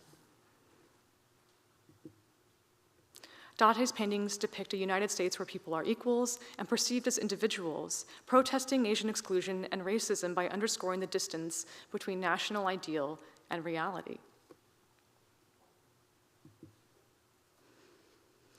Date also retooled Nihonga in the Heavenly Rock Dwelling, a WPA mural. It decorated a school on Terminal Island, now the Port of Los Angeles, which was home to a Japanese-American community of 3,000 destroyed during World War II. The mural portrayed the Shinto sun goddess Amaterasu when she retreated to the heavenly cave, casting the world into darkness and requiring her fellow gods to coax her out. Specifically, Date painted the moment of the sun goddess's reemergence. Japanese legends were a common subject of Nihonga, a convenient way to be both modern and authentically Japanese. Date likewise painted Amaterasu to evoke a sense of Japanese identity. The artist said, "At the school, almost all the students were Japanese, so I chose as my subject a Japanese legend." His decision was bold and radical within the context of the majority-white WPA, which largely produced art that assumed a Euro-American audience and centered its narratives. Though many WPA murals depict minoritized Americans, the Heavenly Rock Dwelling was one of the few that actually embodied American pluralism by claiming a non-white audience as its main constituency and memorializing an oral history significant to them. But if Date simply wanted to celebrate the students' Japanese heritage, many motifs would have done. I believe he chose Amaterasu's story for its resonance with the Terminal Island neighborhood's experiences. The sun goddess hides after a series of painful events, and it takes the gods' collective effort to get her out. Underscored through this is how community can give an individual resolve in the face of hopelessness. There were class, gender, political, and other differences within Japanese American neighborhoods like Terminal Island, but residents cooperated in business, community development, leisure, and more due to the commonness of racist exclusion. Another theme of the story is how humor, fun, and art aid survival. After bribes, tricks, and force fail with Amaterasu, she appears due to FOMO, fear of missing out, when she overhears the gods laughing. And you can see, if I can get this to work, this is the goddess of parties, or the goddess of merriment, who's up on this barrel at the center, left of the painting, doing what was apparently a very silly dance and cracked everyone up. In the 1930s, legal challenges by Japanese Americans and their allies could not dismantle exclusion. The god looking directly at us in the left foreground invites us to follow the story's example of making beauty and laughter in difficult times. When Terminal Islanders looked at Date's mural, they saw their connection to Japanese culture, but it also spoke of the mutual support and insistence on joy that had become, by necessity, a particularly Japanese-American knowledge and practice. The last work I'll discuss is In Search of His Dream, where Date engaged Nihonga Indian scenes. In 1902, Okakura traveled to Calcutta, befriending writer Rabindranath Tagore and painter Abanindranath Tagore, leaders of the anti-colonial Bengali Renaissance. He encouraged Nihonga painters to visit the Tagores, leading to artistic exchange. In this slide, for example, you can see a lot of crossover between a Nihonga picture of a Hindu goddess on the left, and on the right, a painting of Mother India by Tagore.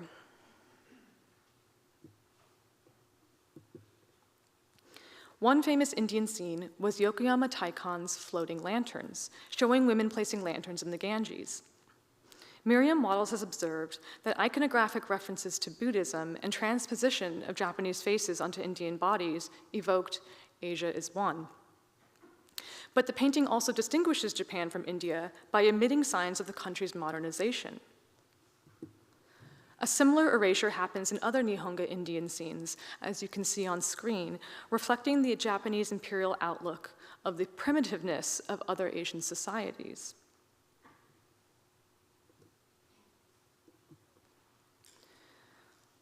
Date's painting, like floating lanterns, suggests Indianness at the same time that it features a culturally, ethnically, and racially ambiguous figure.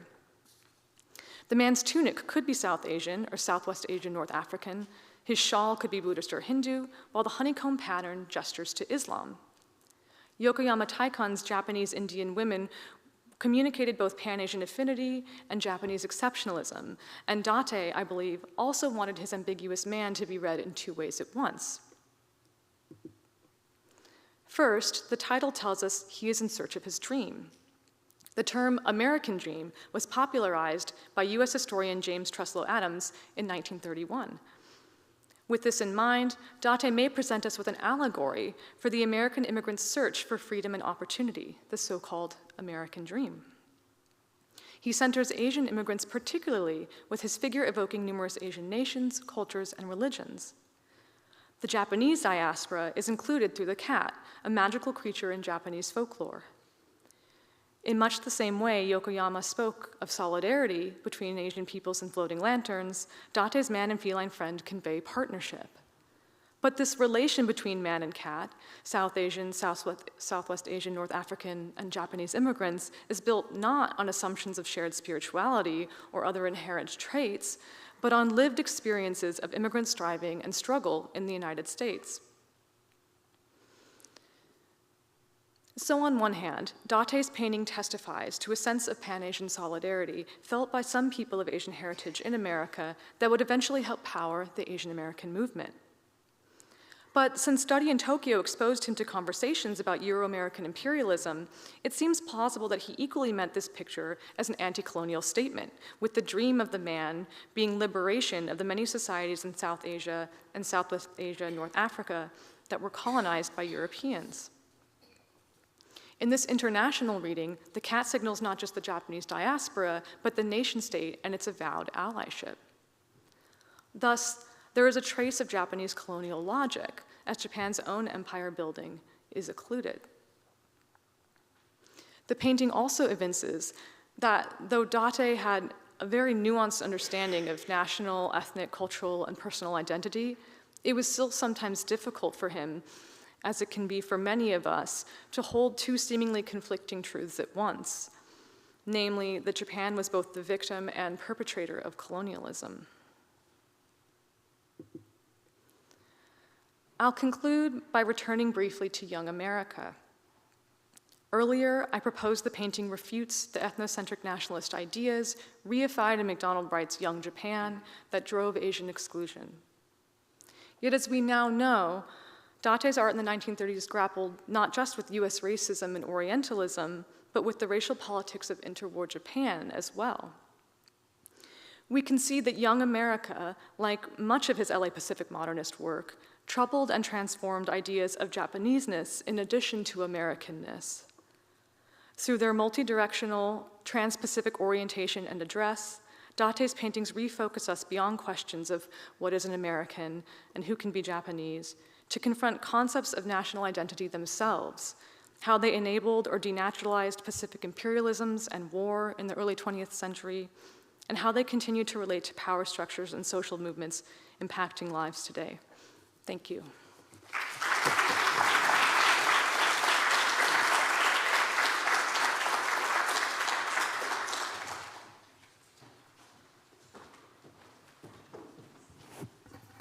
Thank you, Andrea, Johnny, and Lily, for your rich and thought-provoking papers. I'd like to welcome you back to the stage now, along with Miguel de Baca, who will be moderating our conversation.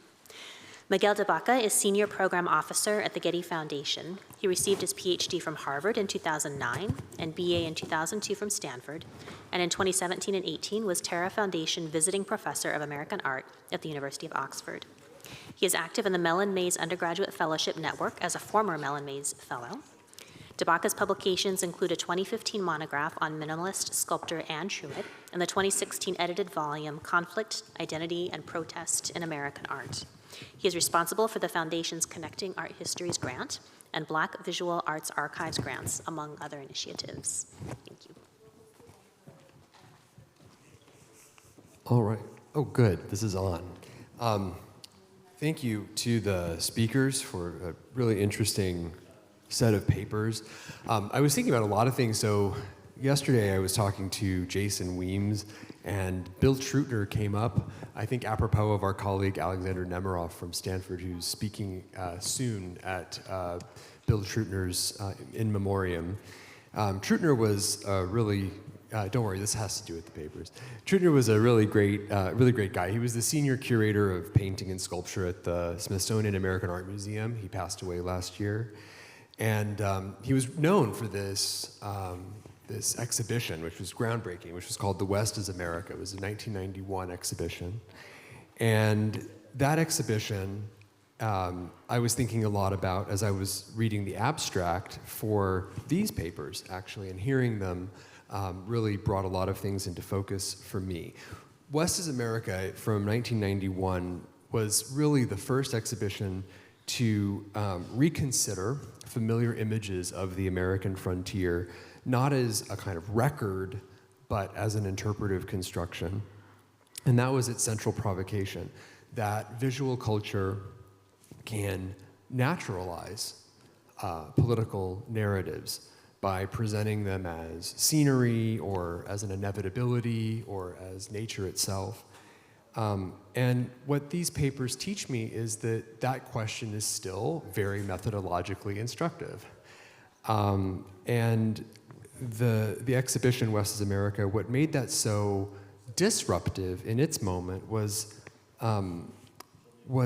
its insistence that artworks that long were sort of looked at as neutral depictions of the frontier of the West were in fact stories about imperialism, were in fact stories about displacement, were in fact about a national self-fashioning that was not always so inclusive. And it raised a question which I can really see has grown increasingly relevant, which is what are the interpretive stakes when images or environments appear to be self-evident, and what becomes visible when we unsettle their appearance.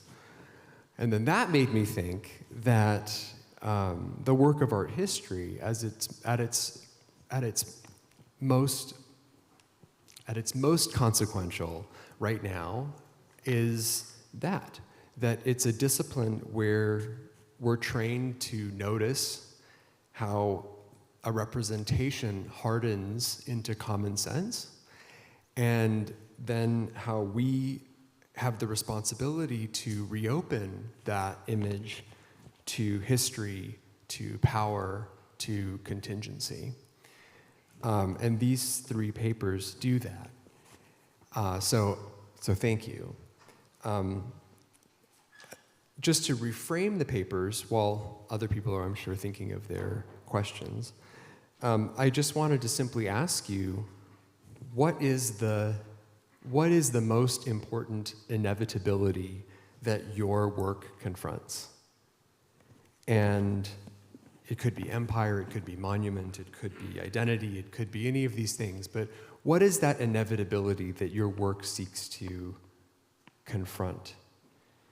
And I'll just leave it there. Should I start? If you wish. Hello? Oh, it's already on.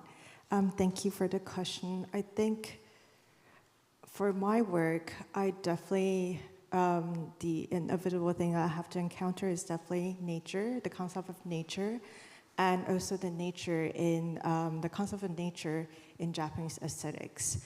And for this particular presentation, I think not of nature and harmony that was constructed pretty much in the modern period as quintessential to Japanese aesthetics and art and garden design and architecture planning. This one I particularly look at erosion and erasure, which is also related to nature and biotic and lithic, but not, and think about ruin as an aesthetics, but ruin also as a political act. But of course, in this case, it's not a ruin per se, as the structure is self-standing. It does present itself more like a ruin-like than as a ruin. So I think about erosion as part of that process as well.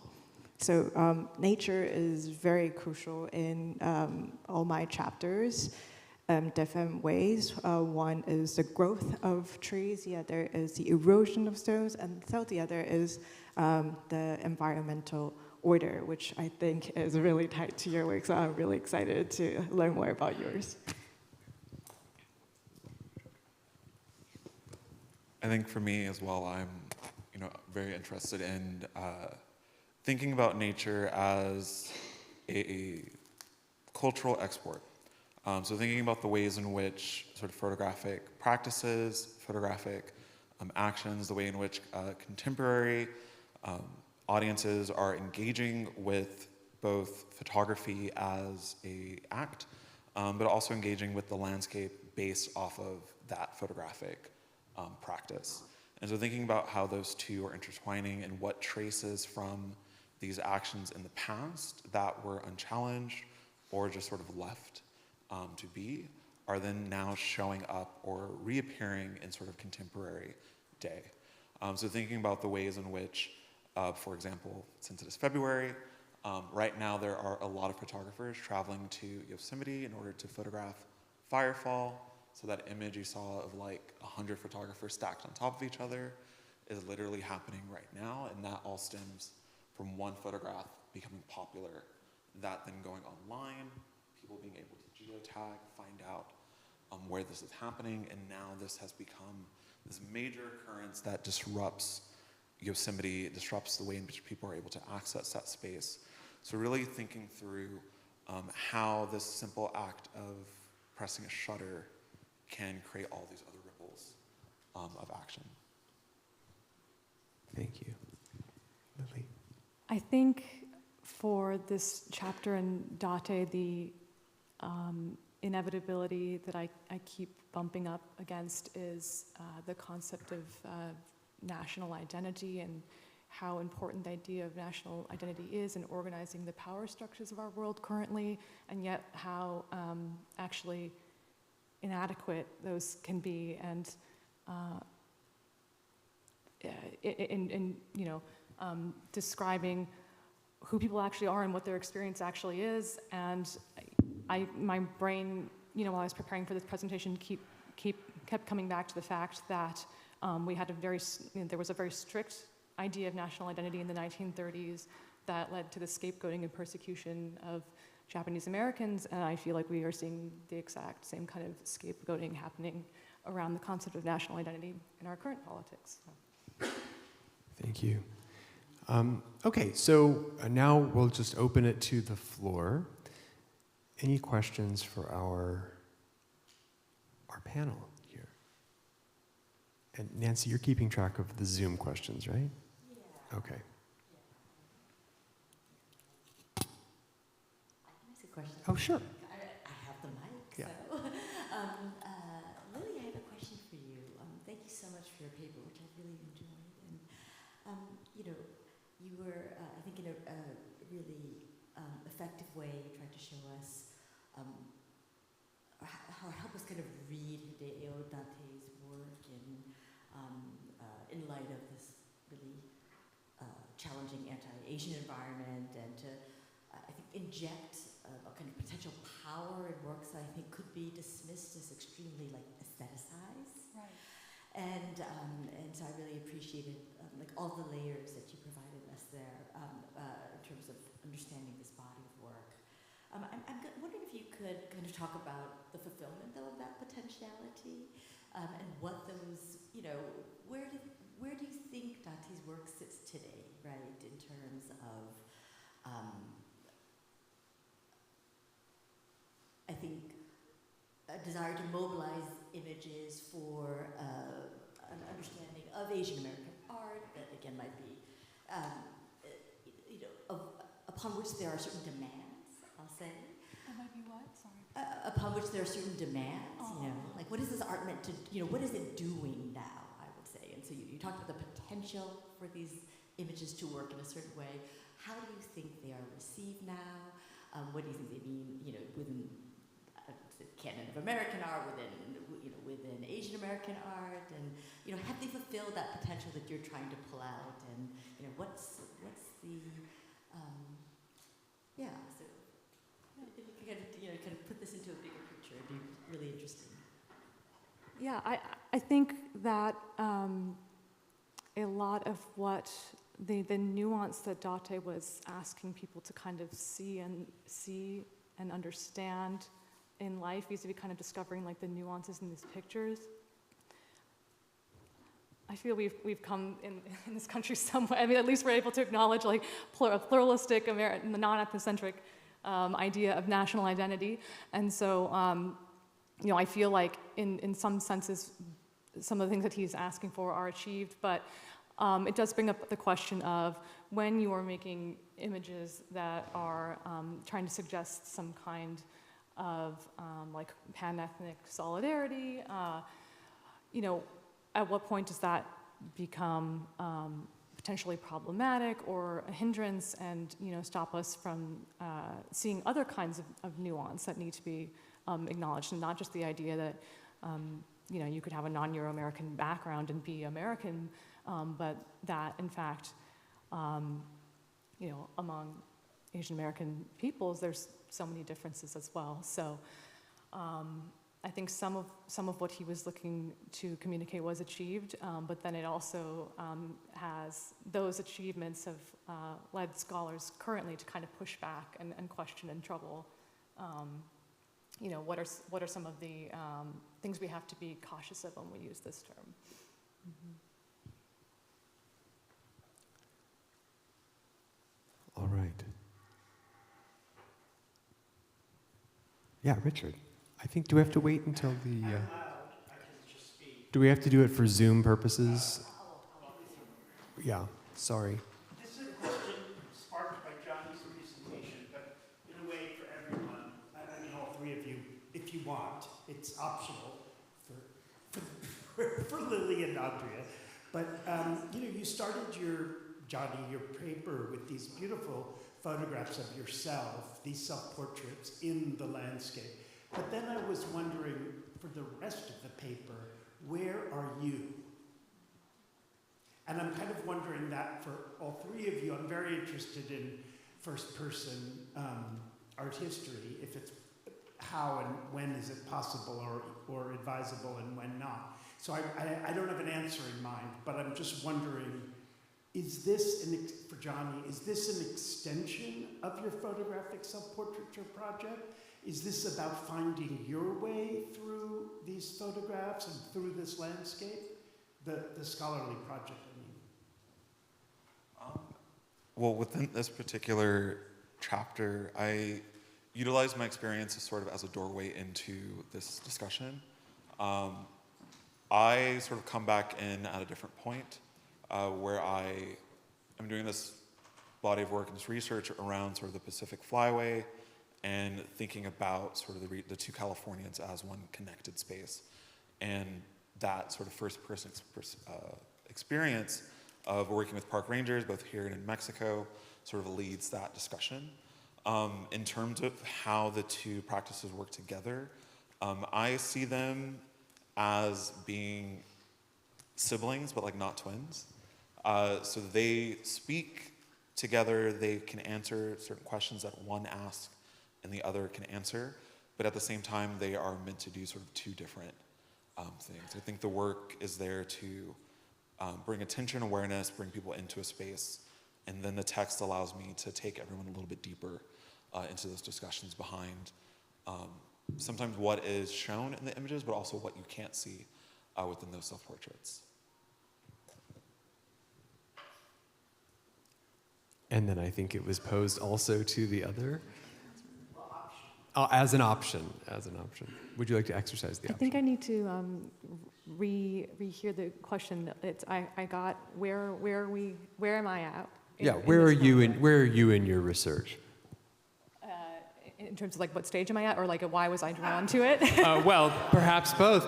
I think it's I think maybe thinking about where you are, not just as a position vis-a-vis this body of work, but how are you present in the work?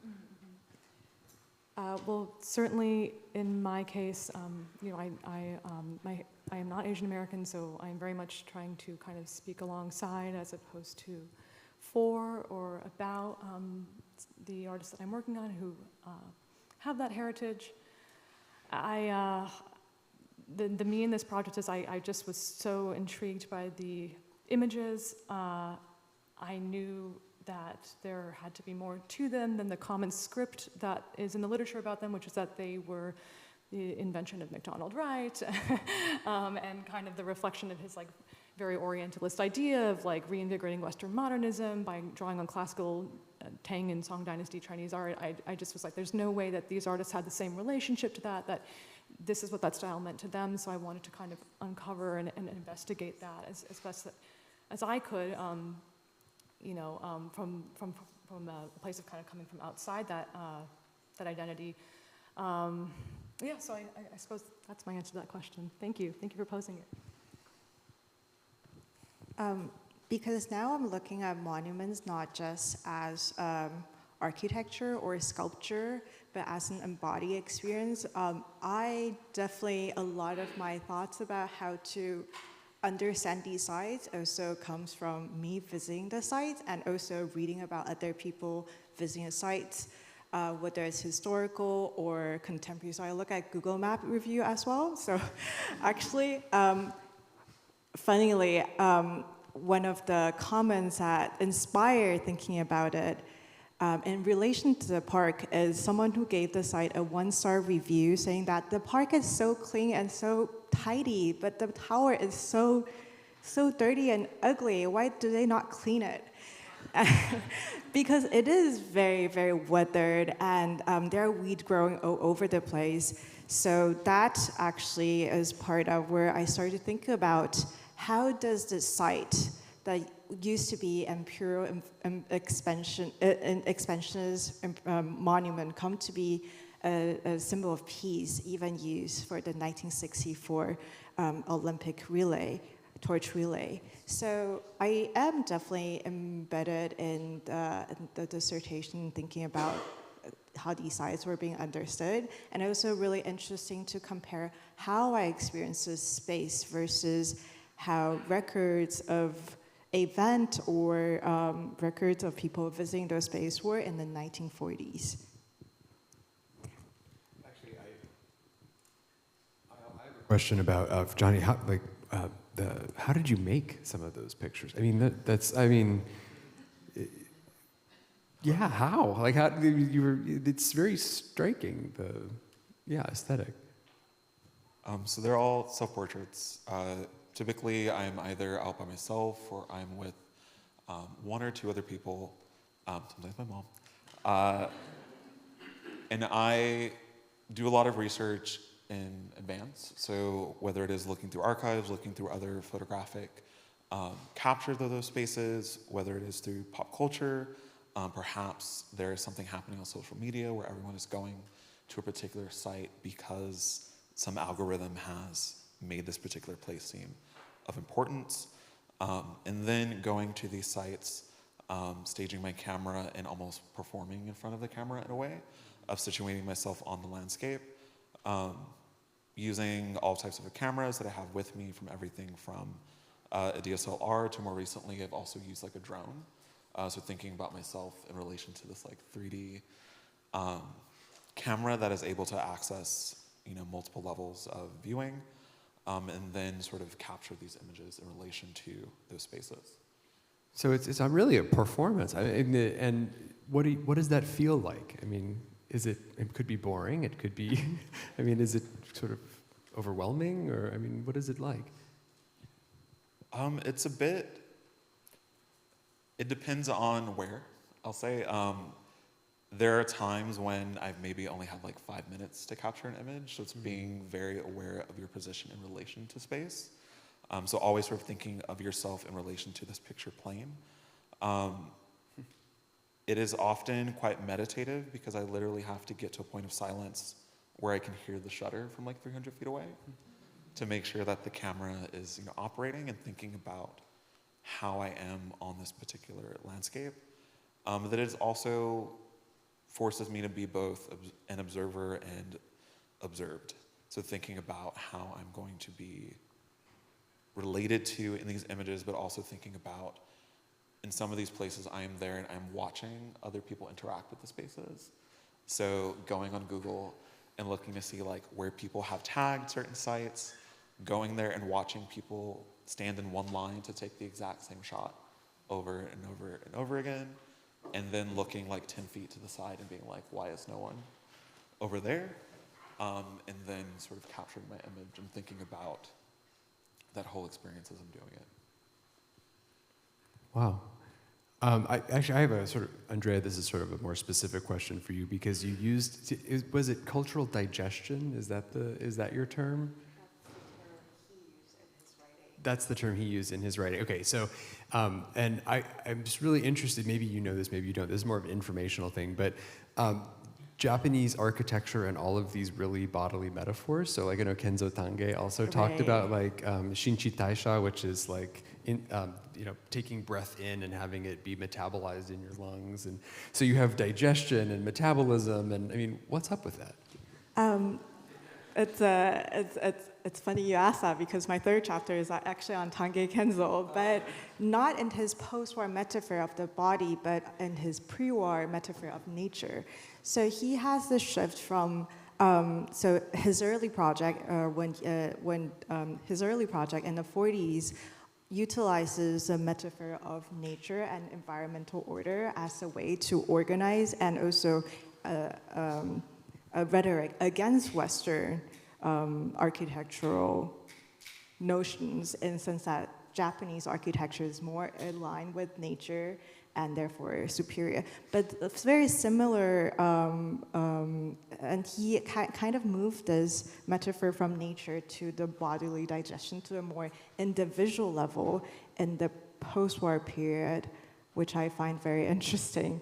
I don't, but it's actually, there are a lot of metaphor on body and digestions in modern Japanese architecture. If you look at colonial architecture, Japanese architect, this is going on a different direction, but Japanese architect in Taiwan were saying that, Taiwanese architecture is like, it's like you eat Chinese food, so it's more flavorful as opposed to Japanese food, which is not as flavorful. So there should be more color in colonial urban planning versus urban planning in Japan, mainland Japan. So there is definitely that metaphor that is going on. I don't know how to make sense of it at this very moment, but it's really great that you point that out. Yeah, just curious. Yes, is that Amy?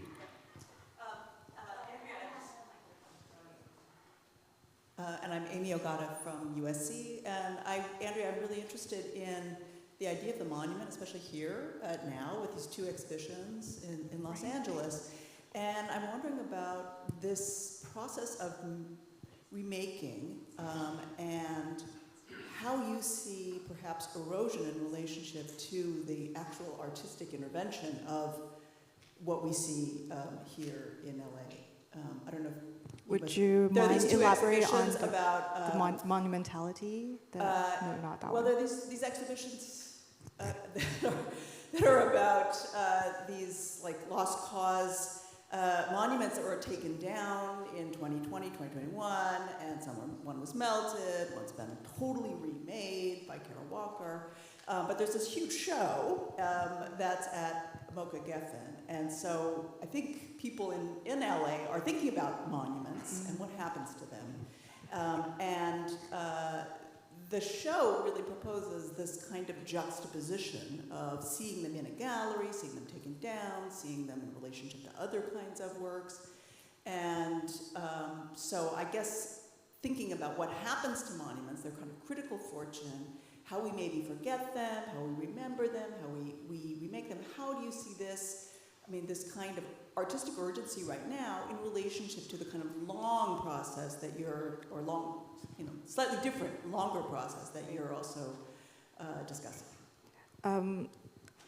Thank you for the information. I definitely want to check that out. I think in terms of monument, I think the Hakoiju Tower is very interesting in a sense that it's not a figurative monument, and therefore it lends itself to a lot more space for reinterpretation without having to torn it down. And in this particular case, is erosion.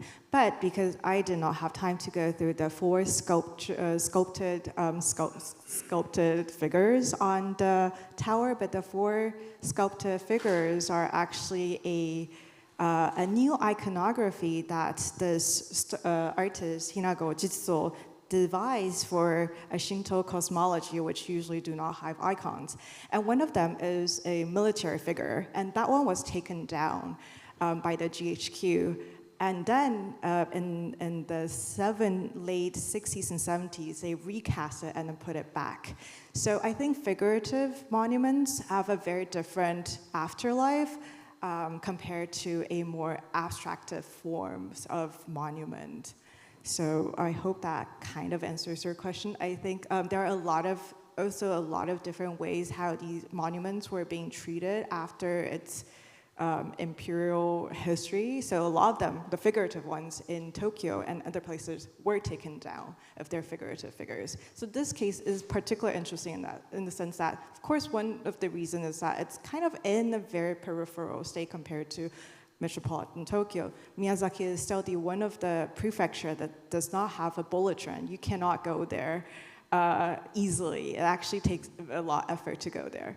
So there's that. And thinking about figurative monuments, there is the case in Taiwan where the monument of the former dictator, Chiang Kai-shek, a lot of them were gathered together and then put into his former villa. So it becomes a park. You can see all different reiteration of his a monument being put in his original villa. So that's kind of a way to deal with what you do with the monuments of former dictators or implemented in elementary schools everywhere and in public spaces. Yeah, I mean, it's interesting on that note too that the 1964 Olympics, the red disc of the Japanese flag, there was a very, Hinomaru, I think is what it's called. Yeah. So there was a long conversation about whether that would be included on the Olympics signage, because it would have been the first instance after the war of that symbol being used. And so, this monumentality, symbolism, all of these things, kind of the anxieties of all of that are really kind of coming together, I think, in the 60s. Right. And I think what is so interesting and weird about it is how quickly it turned into a symbol of peace. So it started as for the torch relay in mainland Japan in 1964. However, if you check, I believe the website is no longer there, but if you check the Tokyo Olympic 2020 Tokyo Olympic website, there is a page on the a page on the 64 relay. The Hakuju Tower part was cut out from that documentary. So it's not that they're not aware of this contested history of this monument. Thank you. I think, let's see, we are coming up to time, but we have time for another question, please. Hello. So my question is for Andrea. I'm Nicole Furtado. I'm an assistant professor at the University of California, Santa Cruz. And I was so fascinated by your project. Thank you so much for sharing.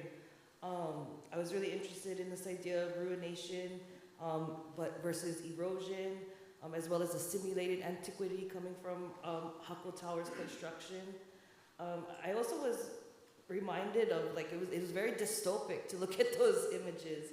And it reminded me, just as a kind of cross-reference, with the iMac commercial that came out for the Super Bowl that was referencing 1984, it seemed to be have resonance across these kinds of imperial past, presents, and futures, and I love how you unpacked it.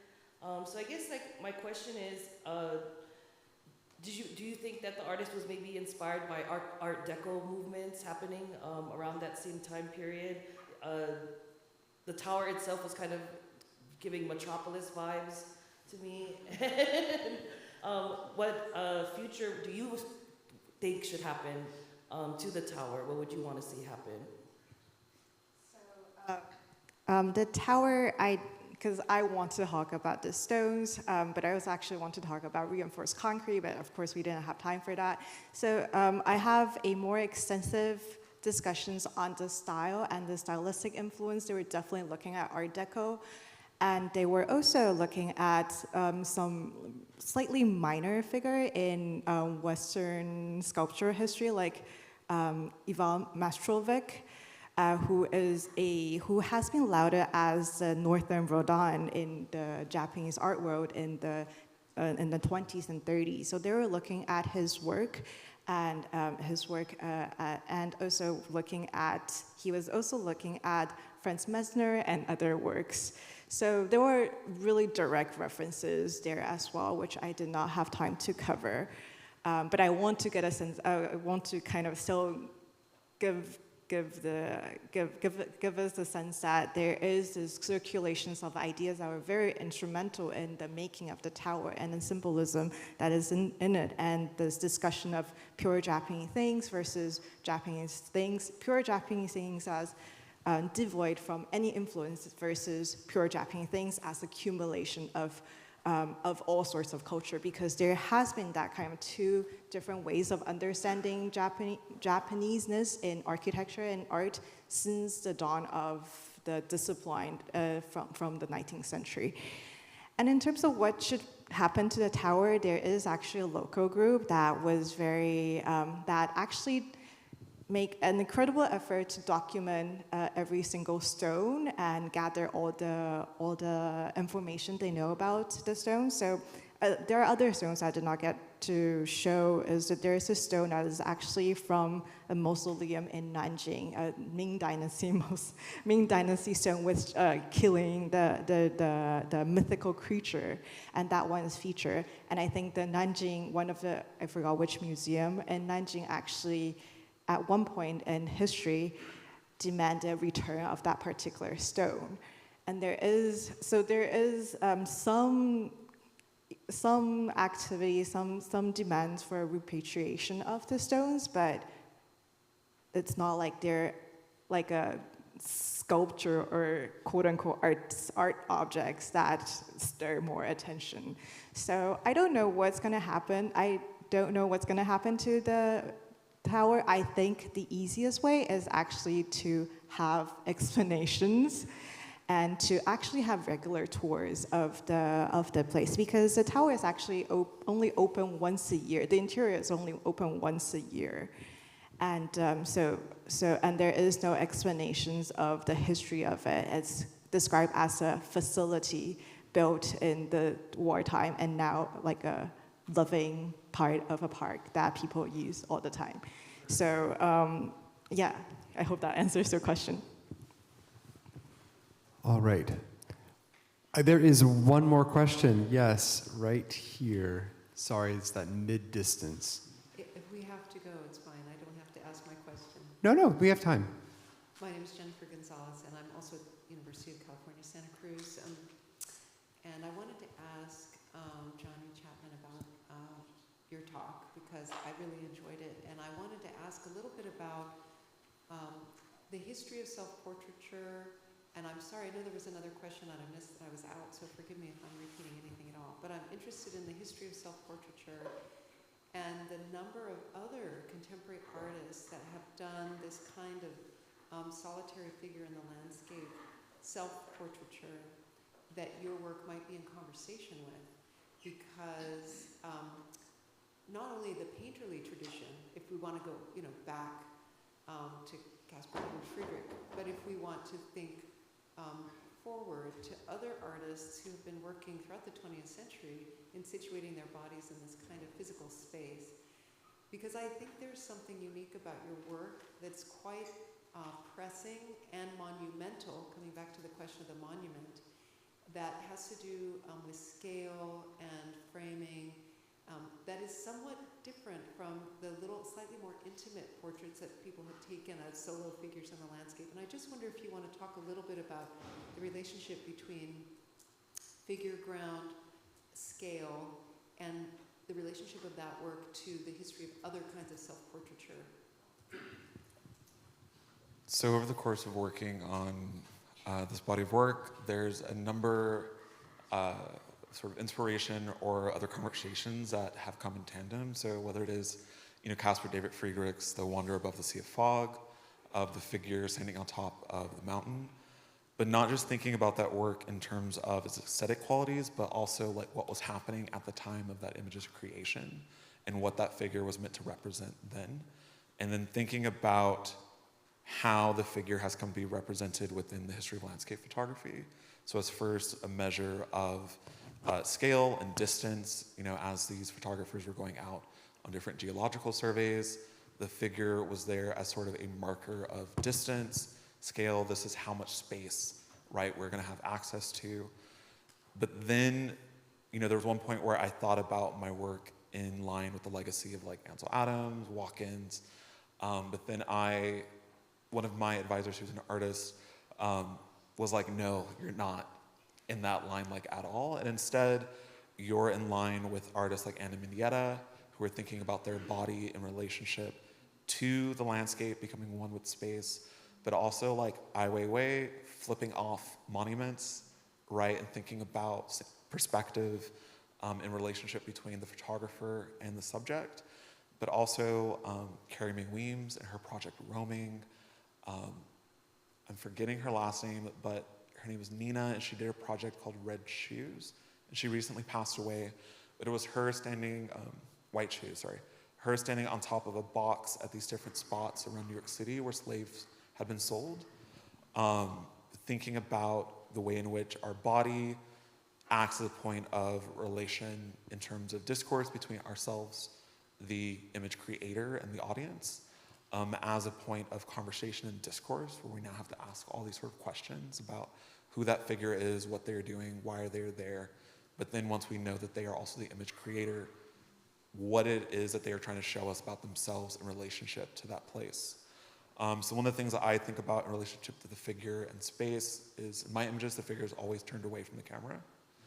And part of that is to signify that although we are inhabiting the same space or looking at the same landscape, that doesn't necessarily signify that we are looking at the same thing within those two spaces. And so thinking about the way in which, when I have exhibitions and things like that, people will tell me about their experiences, and then I get to relate my experience being at that place, and it acts as a meeting ground for that sort of discourse. So I hope that answers. I think that's a wonderful place to conclude. And now there's a 30-minute pause, I think. There's a 20-minute pause. So thank you again so much, and help me congratulate our speakers.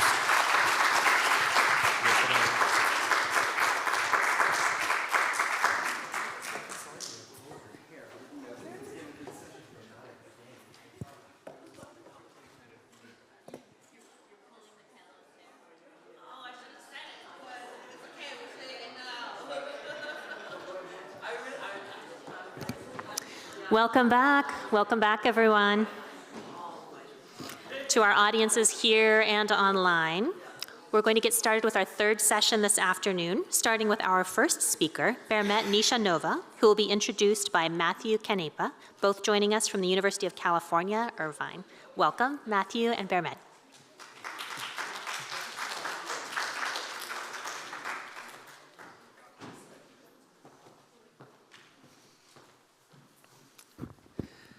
Okay, thank you for that pre-introduction.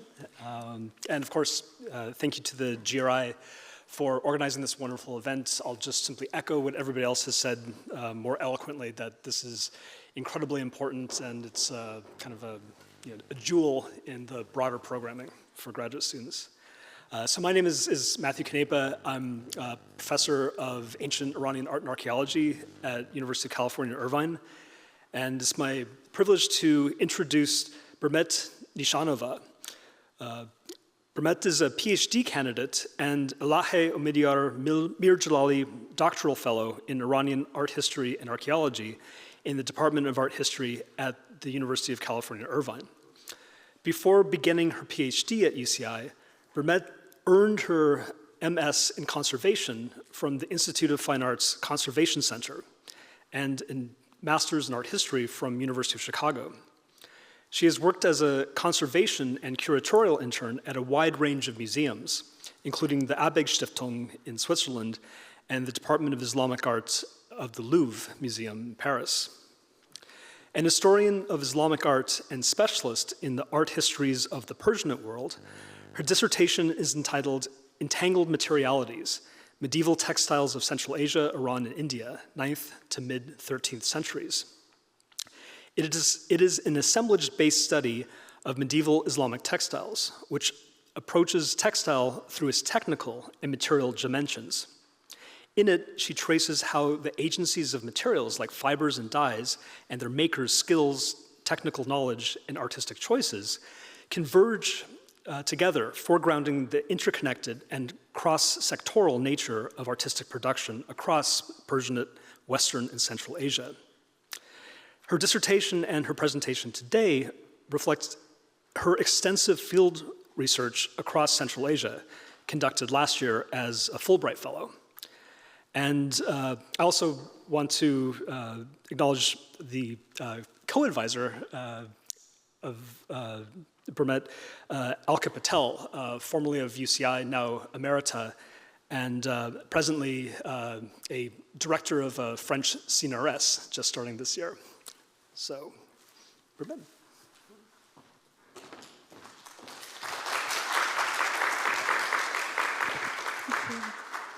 Thank you very much for that introduction, and good afternoon, everyone, and thank you for being here, and many thanks to Andrea Perchik, Rebecca Peabody, and Lauren Artis and the GRA for organizing this symposium.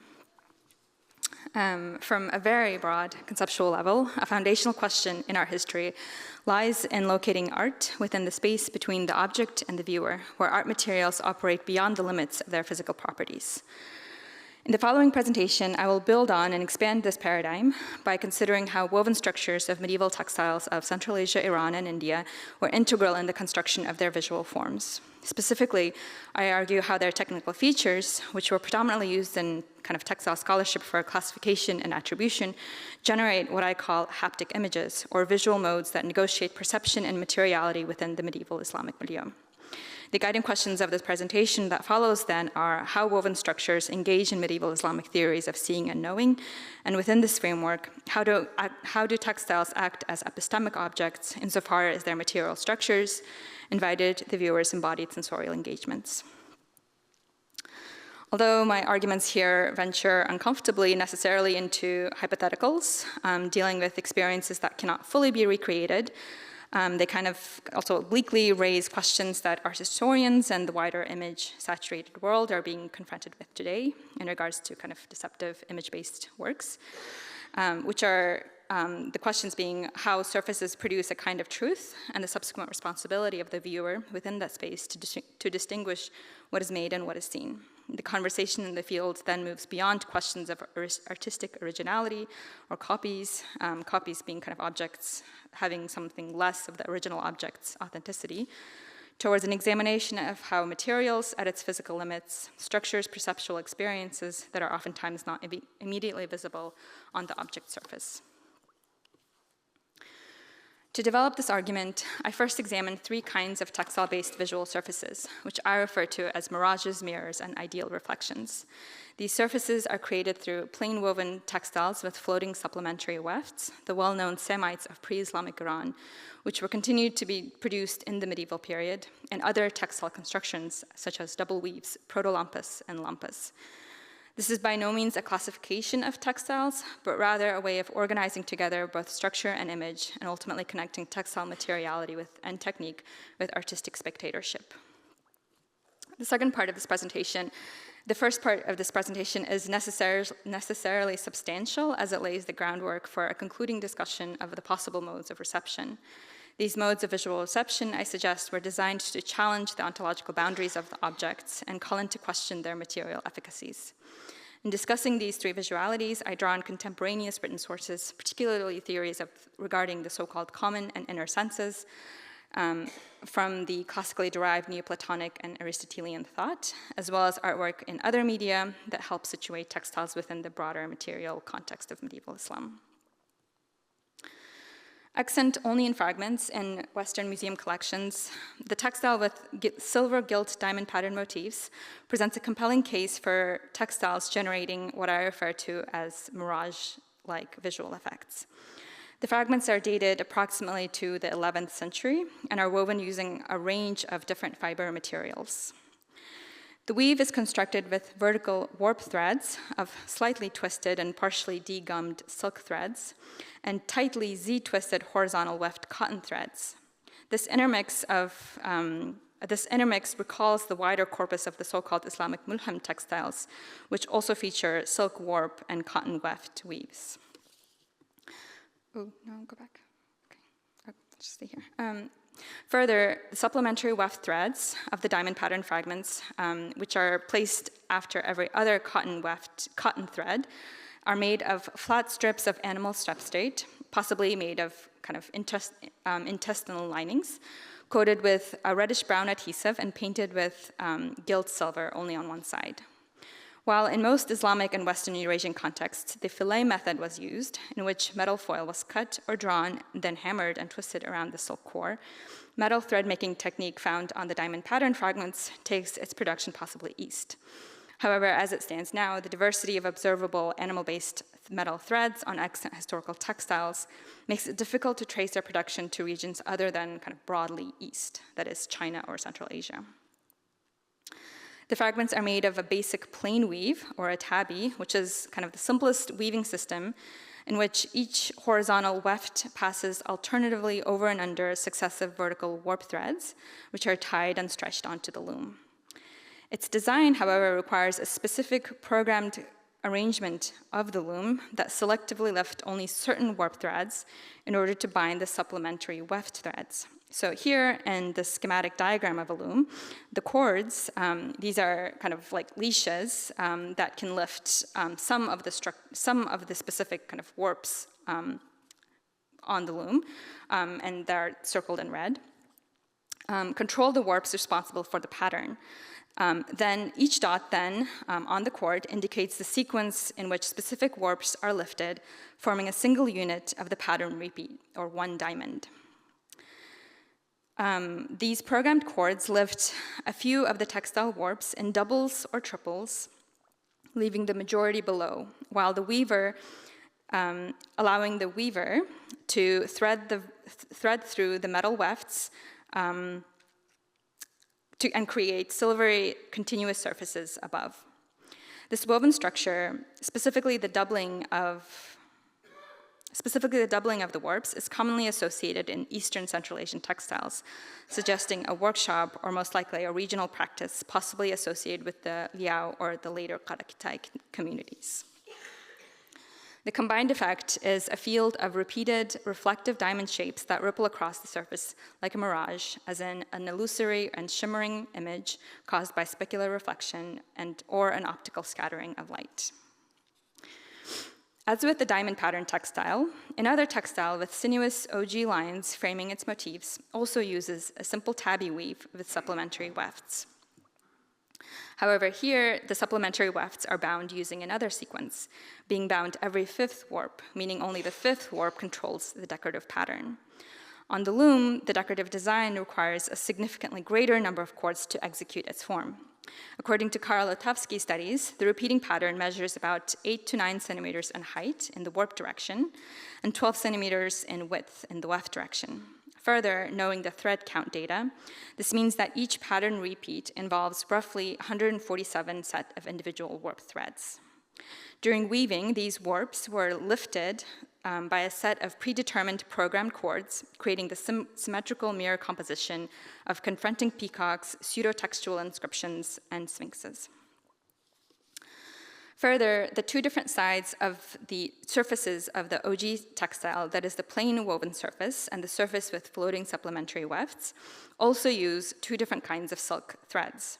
The plain woven ground is made of undyed twisted silk threads, while the supplementary wefts consist of untwisted threads, which spread apart on the surface, making them appear broader to the eye and enabling them to cover the plain woven ground underneath.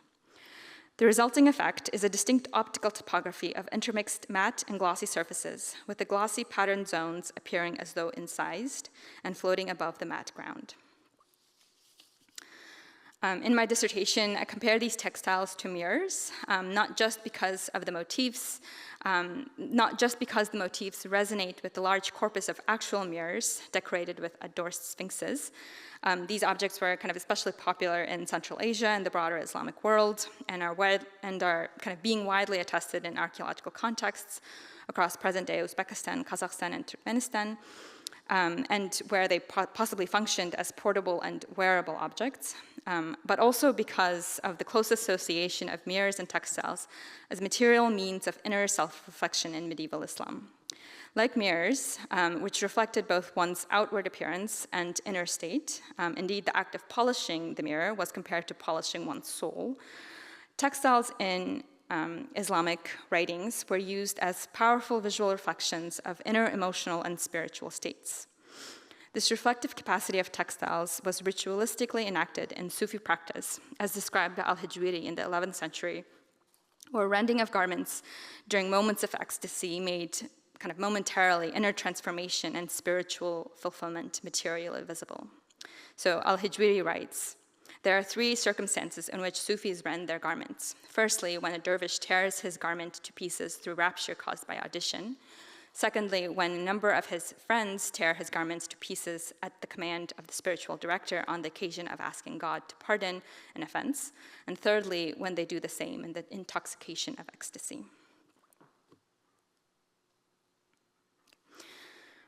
For the last bit of technical information, so bear with me in this presentation, Samites and their variants, taketes, have long been produced in textiles produced in Central Asia and Iran. In simple terms, Samite textiles are figured weft-faced weaves, meaning that the horizontal weft threads create most of the textile's visual surface and are primarily the threads that are visible to the audience. The effect of the Samite, then, are continuous, smooth, lustrous, or shiny surfaces made of silk threads. The distinguishing feature of this weave is its use of two different kinds of warps. The first type is the binding warp, which binds polychrome weft threads either in twill, making a Samite, or plain weave, making a takete. The second type of warp is the inner warp, which functions primarily to only kind of physically separate the top and the bottom of the fabric, helping keep relevant weft threads on the surface, so the visual ones, and the irrelevant ones behind it. Due to their popularity, their production may have never really ceased. However, in the medieval period, takete and Samite woven structures were also sites of intentional haptic experimentation, resulting ultimately in the innovation of the proto-lampas in the 11th century. This is kind of an intermediate technical development between Samites and lampas, the latter of which were made in abundance during the Mongol and later periods. In the red ground medallion fragment, for instance, this experimentation is particularly evident in the tightness of the weave. Here, the multicolored weft threads are untwisted and less densely packed, creating a looser and more open surface. This is in contrast to the tightly beaten weft threads of earlier Sasanian or Sogdian versions. As a consequence, medieval Samites were most likely softer and more flexible, emphasizing the fabric's shifting and light reflective qualities, whereas pre- and early Islamic Samites may have produced more three-dimensional and sculptural effects when worn or displayed. Indeed, the red ground Samite further accentuates the surface quality by using gilt-painted threads. Because of the nature of the weave, which requires kind of heavy manipulation of the weft threads, it is very challenging to use metal threads in Samites or taketes, either as fillet or kind of strip-type metal threads.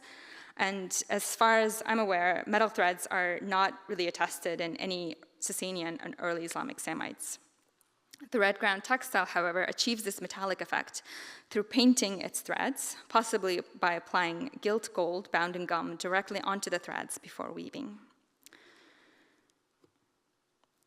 Here, and in my dissertation, I bring materials and textual sources together to suggest how Although kind of no formal art historical treatises survive, certain religious and philosophical writings nonetheless reflect an awareness of the capacity of materials to shape one's ontological understanding of the world. This awareness would consider surfaces, such as skillfully woven textiles, as sites of intellectual contemplation, particularly if those objects further suggest an intermediate quality that reference non-textile materials. In brief, in medieval Islamic and Persian thought, perceptions of the world, that is, how an individual contextualized their material surroundings, were understood to be as kind of deeply and kind of internal and transformative processes. These processes depended on the combined actions of the common or external and inner senses. And theories regarding these senses were kind of rooted, as I mentioned earlier, in kind of earlier classically derived philosophies, which were transmitted into medieval Islamic written traditions and included scholarship produced in Islamic Iran and Central Asia. In these works, the designations of these senses, particularly the internal ones, the inner ones, are often kind of differed between different scholars, but both the common and inner senses were generally understood as sites where kind of sensorial experiences and subsequent cognitive processes occur. Conversely, the craftsmen, including the weavers, the dyers, and other artisans, also rely on their internal imaginings and intellects to manifest their visions externally for their patrons and wider audience. I include here a passage on sorcerers and talismanic figures from Ibn Khaldun, who, using the established language of common and inner senses, such as the term for imagination or khayal, explains the artistic imaginings and the translations of those internal images into material reality. So Ibn Khaldun writes that persons rely upon their powers of imagination, their phantasms, and brings them down to the level of sensorial perception of the observers. These phantasms appear to the observers to exist finally as in the external world. I argue here, agreeing with other kind of leading Islamists, such as Gulur Netipolu, Margaret Graves, as well as scholars of Persian literature and Islamic religious philosophies, such as Avital Woolman, Domenico Ingenito, and Alexander Trieger, that these frameworks of common and inner senses renders material encounters as epistemologically significant, recognizing vision and touch as effective sites of cognition, imagination, memory, and judgment. And textiles examined in this presentation operate within this context by foregrounding materiality and technical construction while producing surfaces that, upon immediate encounter, challenge the viewer to see them as textilic. The weave of the diamond pattern fragments, produced using flat strips of gilt silver thread, creates a surface that kind of includes deceptive qualities that obscures and distorts the material parameters of the textile object, and while doing so, misleading some of non-realities while confronting more discerning viewers with the dangers of illusion. Indeed, there are multiple stories from Persian texts of such persuasive mirages, such as the artist prophet Mani's images, that so perfectly reflected reality that it led individuals away from actual truths, capital T. In other textiles, the contrasts between matte and glossy surfaces establish an intermediate dialogue with mirrors and other forms.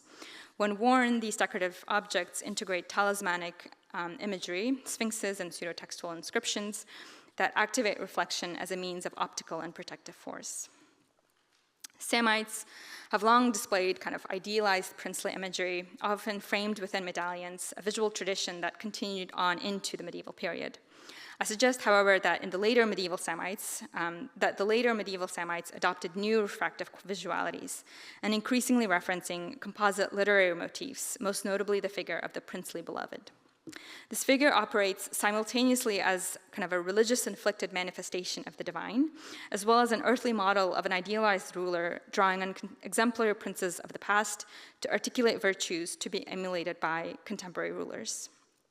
Further, the figure often appears in abbreviated or elusive forms, as opposed to kind of rigid iconographic classifications, meaning that its visual imagery remains fluid and deeply intertwined with literary traditions. Parallel associations emerge then between, for instance, a falcon and the ideal prince. The bird's strength and grand presence are kind of being invoked to flatter the desired princely qualities. That was supposed to be here. To kind of begin concluding, the medieval Islamic textiles created a surface that engaged and unsettled their viewers' sense of material experience. Some, like the diamond pattern textile, invited viewers to discern the visual possibilities embedded within the weave. Alongside Mani's deceptive images, I positioned these motifs in relation to comparable visual surfaces such as the wall paintings in Nishapur and other decorative programs, where symmetry and repetition seem to challenge the viewer's perception of material boundaries, evoking images that were possibly meant to be hidden and left unseen. At Nishapur, these murals may allude to marble veneers, which were certainly more costly and sumptuous materials, but as indicated by Barry Flood, they may also indicate symmetrical and mirroring visual effects meant to raise questions about the limits of imagery, particularly if those were meant to be wondrous or miraculous. Other textiles certainly demonstrate a similar exploration of reflective and refractive modes of visual perception, the interpretation of which is shaped by the medium itself, as well as by the viewer's own memories and imagination. And though altered by time, these textiles may have at one time, whether worn or displayed, presented captivating surfaces that invited sustained looking and meditation, the act that called for time, a time simply to look, and pointed to a heightened sense of duration, which shaped all encounters between viewers and objects in the Islamic world and brought viewers' kind of own internal processes momentarily into view. Thank you very much.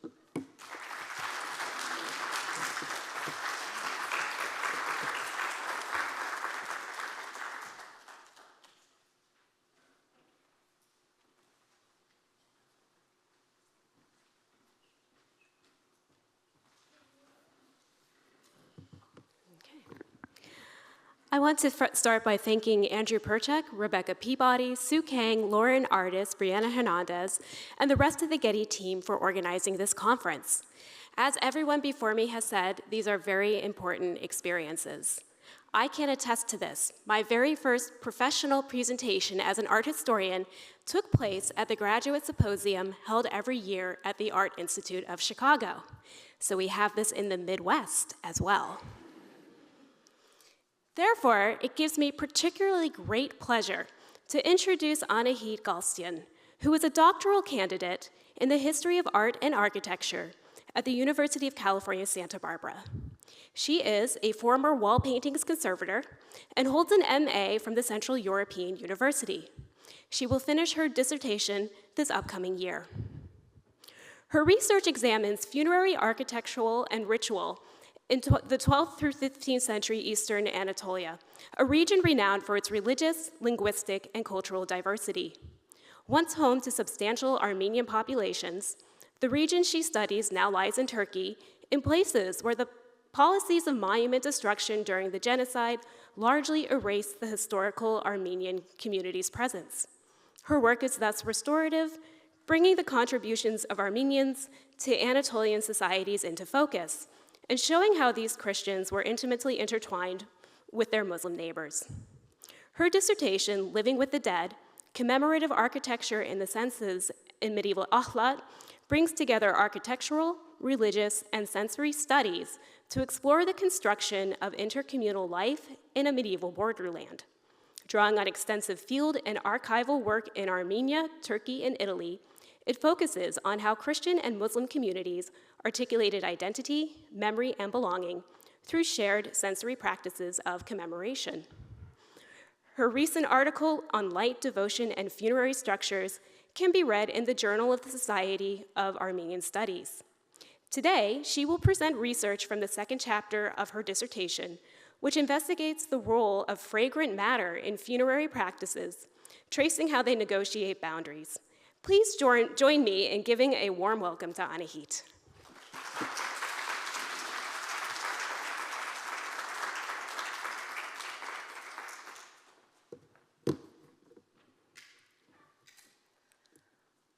Thank you so much, Heather, for your kind introduction. And I also want to thank the organizers for putting together such a beautifully run symposium. It's been a real pleasure to listen to all the papers today.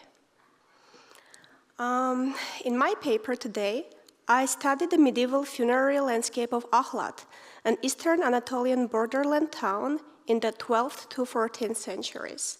I approach it as a scentscape, a social and ritual environment structured by smell, through which Armenian Christian and multiple Muslim communities negotiated communal boundaries through lived religion. By reconstructing how incense functioned within Ahlat's funerary landscape, I argue that incense made the cemetery an in-between space in two ways. On the one hand, cemeteries were thresholds between life and death. On the other, they formed overlapping centrals of two distinct religious communities. So focusing on Ahlat's largest medieval cemetery, I studied alongside Armenian and Islamic texts and objects to show how smell structured spatial, social, and confessional boundaries. Ahlat sits on the north shore of Lake Van in present-day eastern Turkey. In the Middle Ages, it occupied a strategic position between Anatolia, Armenia, and Mesopotamia. Ahlat was a multicultural frontier town where Armenian Christian and diverse Muslim communities lived side by side for centuries. From the 8th century onward, it was gradually integrated into the Islamic world, while remaining strongly shaped by its Armenian presence. Medieval sources treat it as a key Armenian regional center, while others emphasize its multilingual character. This plurality still appears in the city's surviving funerary landscape, making it an especially rich site for thinking about transcultural contact. Although invasions and earthquakes decimated the urban center, its funerary landscape survived on the outskirts. Meydan or Meydanlık Cemetery is the only surviving medieval cemetery in the town. It developed from the 12th through the 16th centuries and contains hundreds of tall tufa stelae. This slide shows early 20th century photographs of the cemetery landscape when its Armenian and Islamic sections still existed side by side.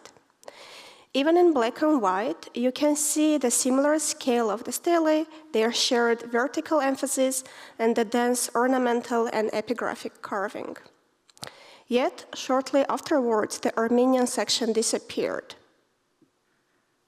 So what you see here is what's left today, just a small group of khachkars, or Armenian cross-stones, a common commemorative form used in both churches and cemeteries, now gathered in the courtyard of the Ahlat Museum. This is a very modest group, both in scale and in carving, especially when compared to other khachkars from the same period and to the descriptions of Ahlat khachkars in late 19th century travel accounts. When paired with other Armenian examples from the same period, the formal vocabulary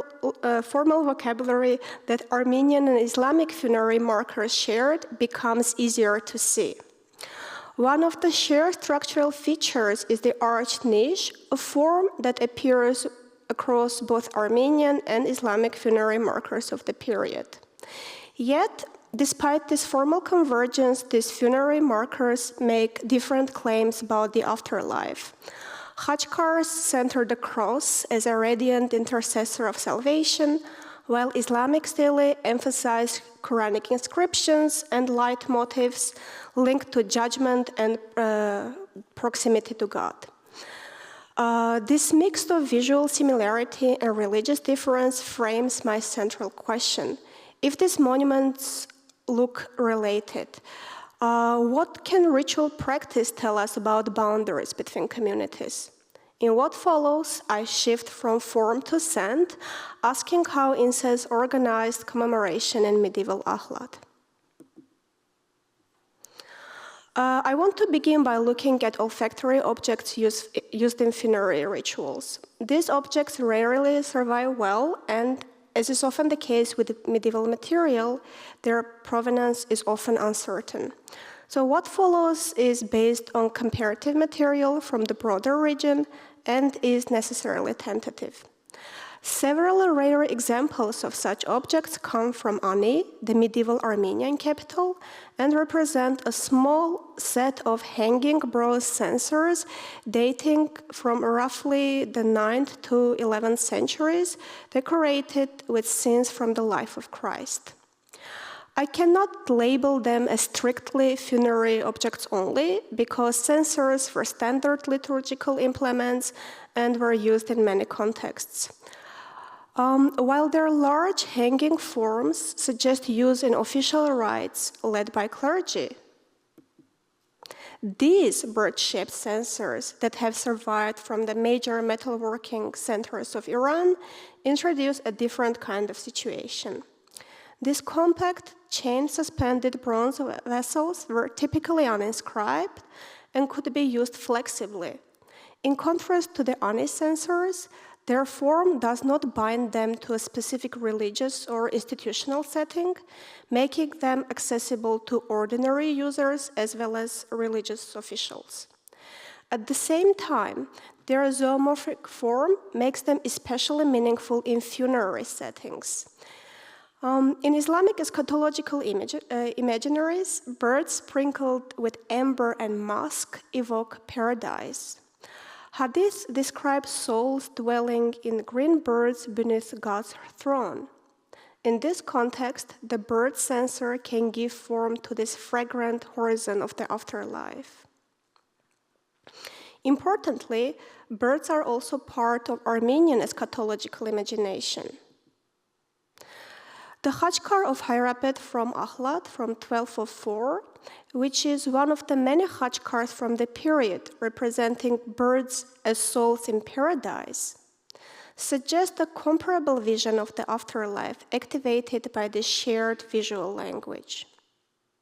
So overall, these objects and imagery point to shared expectations about scent and the afterlife. And to understand how these associations were activated in practice, we need to turn to ritual performance.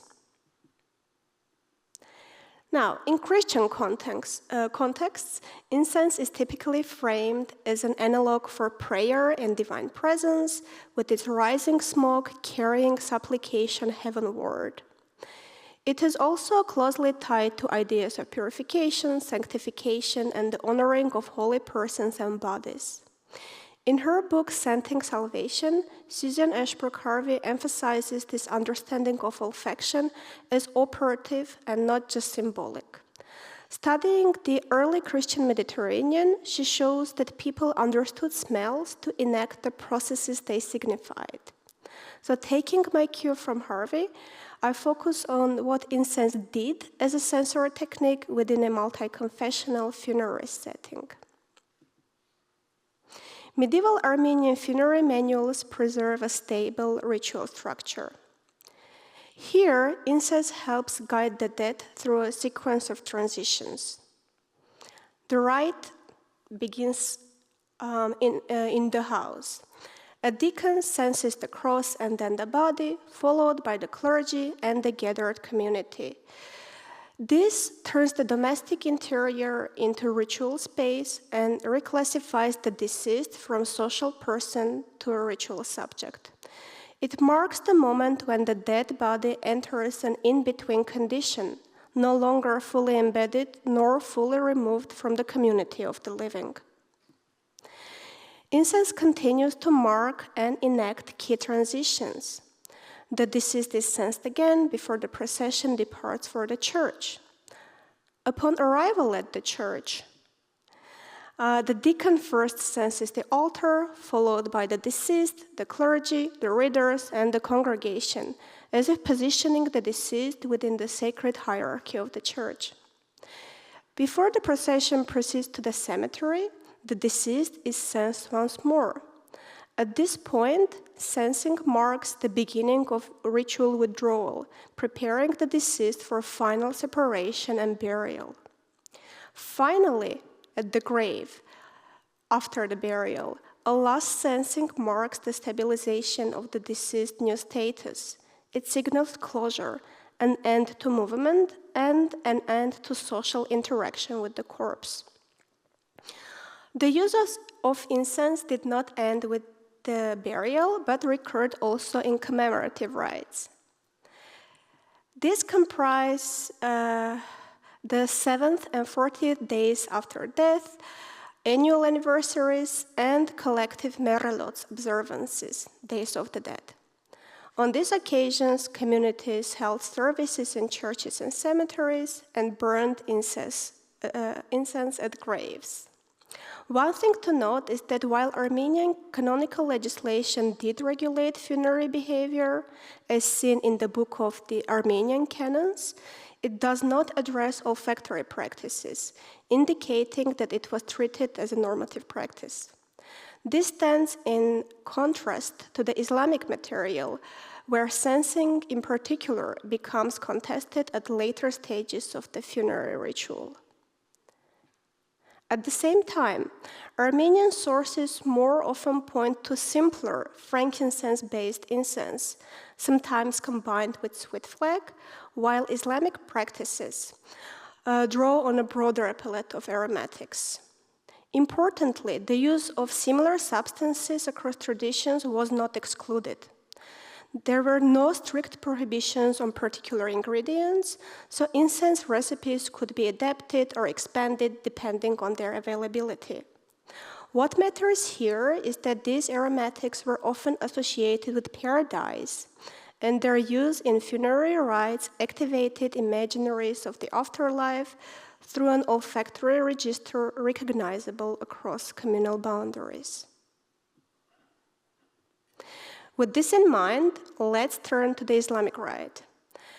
Although no funerary manual from medieval Anatolia survives, this is not necessarily significant, since the official ritual prescriptions did not vary from place to place. What could vary locally, however, was adherence to a particular school of Islamic law that shaped funerary practice in Islam. Official manuals defined the ritual sequence, and they also set rules about how the body was handled. For this reason, reconstructing funerary practice in medieval Ahlat requires attention to the legal schools most likely followed by its Muslim population. Across these legal schools, we see a broadly shared sequence of rites. As in Armenian funerary rites, olfactory practices in Islamic rituals also help manage the transition of the deceased into a new status. Islamic manuals prescribe scent at several stages during washing, in the preparation of the shrouds, and on the body itself, drawing on a range of aromatics rather than a single fixed recipe. They are very clear in prescribing burning incense beneath the bier of the corpse during washing and shrouding. They prescribe enhancing the washing water with lotus leaves and saltwort and emphasize the importance of using camphor in the final washing. Manuals also recommend applying camphor to the parts of the body that touch the ground in prayer, as well as perfuming the head and the beard, a practice that in the Armenian rite is reserved for deceased clergy through anointing them with chrism. The funeral procession then brings the body to the mosque for the communal prayer. As mosques were regularly perfumed by incense, this movement again places the deceased and the community within a fragrant ritual environment. In this way, aromatics participate in a broader logic of transition, marking and enacting movement between ritual spaces and stages in the passage from life to death. At the same time, sources register unease about sensing the body of the deceased beyond the preparation stages. They discourage the use of incense during processions and at burial, classifying it as makruh, which means disapproved, but not haram, meaning not strictly forbidden. In practice, this suggests that sensing in the processions and at the burial was a familiar practice and was difficult to suppress, prompting regulation rather than outright prohibition. Over time, scent could re-enter cemetery practice through Quranic recitation during grave visitation, where piety itself was imagined through fragrance, as in prophetic comparisons between recitation and sweet-smelling fruit. Sources also attest that post-funerary commemorative practices did include sensing.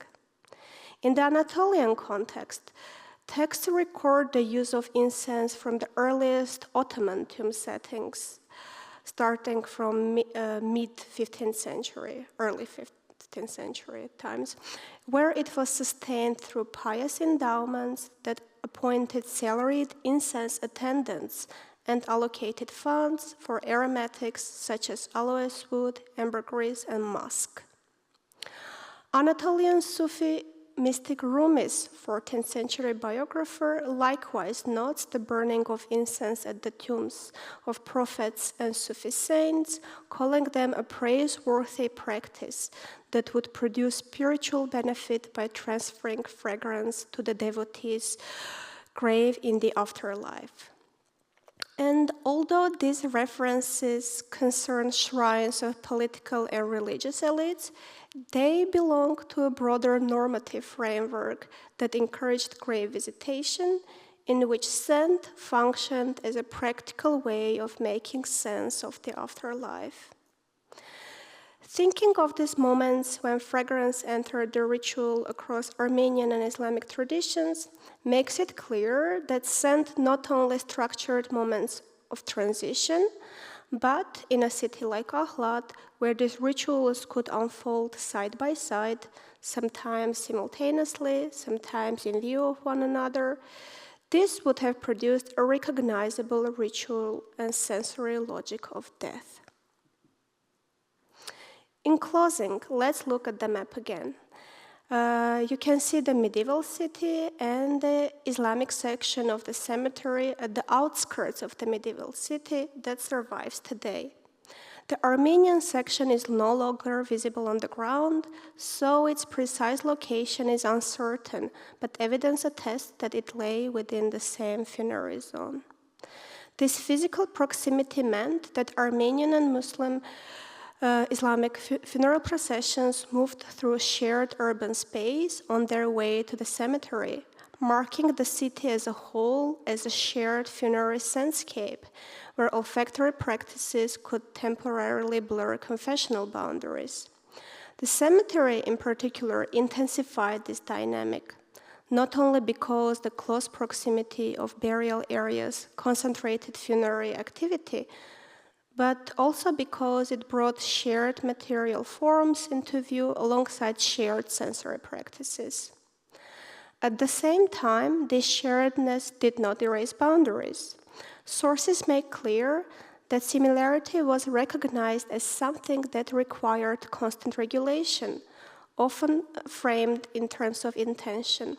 For example, some Islamic sources treat sensing at the grave as an acceptable practice as long as it was meant to accompany Quranic recitation conducted to benefit the soul of the deceased, and as long as it was not done in imitation of the non-believers.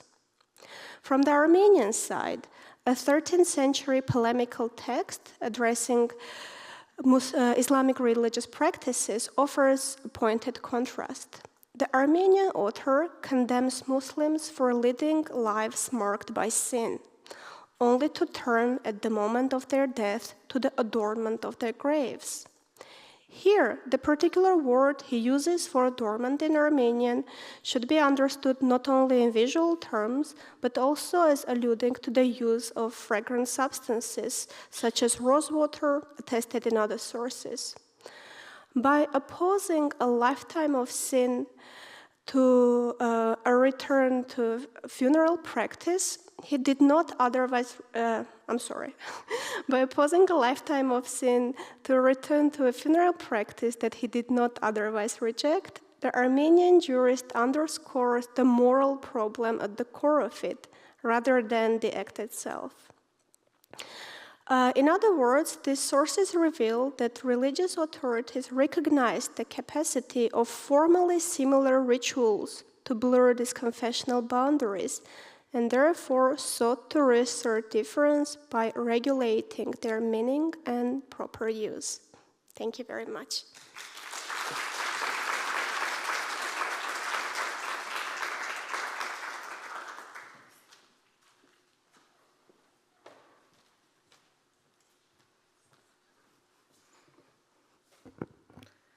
Aloha kako, good afternoon, everyone. Before we begin, Evelyn and I would like to offer a land acknowledgement of the Tongva Gabrielino peoples as the traditional caretakers of Tolvangar, the place where we are gathered here today at the Getty and across the greater Los Angeles basin, and whose felt relationships to this land continue today. I offer this acknowledgement as an opening and an invitation to continue a conversation about relationship to land and water, migration, labor, and empathy, threads that, as you listen, you will hear moving through the themes of Evelyn's talk. These histories live on in the space, memory, and time of Los Angeles, and in a period of deep uncertainty around migration, family, and self-determination, these issues critically remind us of the importance of the work we do with art and scholarship, and how they must always be in dialogue with living communities and living landscapes. With immense gratitude for the opportunity to gather here at the Getty, I'll introduce myself very briefly. My name is Nicole Furtado, and I'm an assistant professor in the History of Art and Visual Culture Department at the University of California, Santa Cruz, where I specialize in indigenous futurisms and oceanic digital and contemporary art. It's a real joy for me to formally introduce our final speaker of the day. It feels especially fitting to close today's symposium with a scholar whose work invites us to rethink movement, belonging, and relationality, not from the vantage point of fixed territories, but through the visual, material, and affective logics of the sea. Evelyn Char is a PhD candidate in visual studies at UC Santa Cruz. Her work sits at the intersection of contemporary art and visual cultures of Sino-Southeast Asia, contemporary Asian cinema, and questions of movement and migration. Evelyn's intellectual trajectory is distinctly transnational. She earned her BA in history with training in 18th and 19th century Europe, as well as 20th century Russian history, before completing an MA in the history of art at University College London in the United Kingdom. There, she developed a rigorous foundation in visual analysis and critical theory, methodological commitments that she now brings into dialogue in her doctoral research. Her dissertation examines contemporary shipscapes emerging from Asian border waters, approaching them as nodal sites through which entangled histories of displacement, labor, and intimacy are articulated. Rather than treating migration as a series of discrete or isolated events, Evelyn traces converging routes across Asian waters, revealing fluid interconnections that challenge the national, ethnic, and conceptual boundaries that often structure how migration and visual culture are studied. Her work in visual culture broadens existing art historical frameworks by bringing a relational, sea-based approach to image making, one that foregrounds proximity, care, and ethical attention to bodies, technologies, and environments in motion. Beyond her research, Evelyn is deeply engaged in community building within the History of Art and Visual Culture Department and across the university more broadly. She has served in multiple coordinating and representative roles, working across departments and research clusters to support graduate life, foster interdisciplinary exchange, and build mentorship structures between graduate and undergraduate students. Notably, she has been actively organizing social and academic support for international students, reflecting both sustained leadership and a deep commitment to collective care within academic institutions. Before joining UC Santa Cruz, Evelyn was an art critic and writer based in Hong Kong, contributing essays to exhibition catalogs and artist monographs published by institutions including M+ and the Asian Art Museum. Her curatorial and research experience includes residencies with Asia Art Archive, the Ichigo Sumari Art Triennial, and the Borneo Art Collective, and her work has been recognized through fellowships and awards, including the Hong Kong Arts Development Award for Young Artists in Art Criticism. Today, Evelyn will present Drifting Close, Tactile Knowing and Minor Intimacies in Liu Yuji's Squid Jicker Fishing Boat. The paper brings together archipelagic frameworks, close moving image analysis, and sustained attention to the ethics of looking, offering art history a way to think seriously about duration, immersion, and scale as methodological questions within contemporary visual studies. It is a fitting close to today's conversations, one that asks us to consider the sea not as backdrop, but as a connective medium through which alternative imaginaries of community and belonging emerge. Please join me in welcoming Evelyn Char.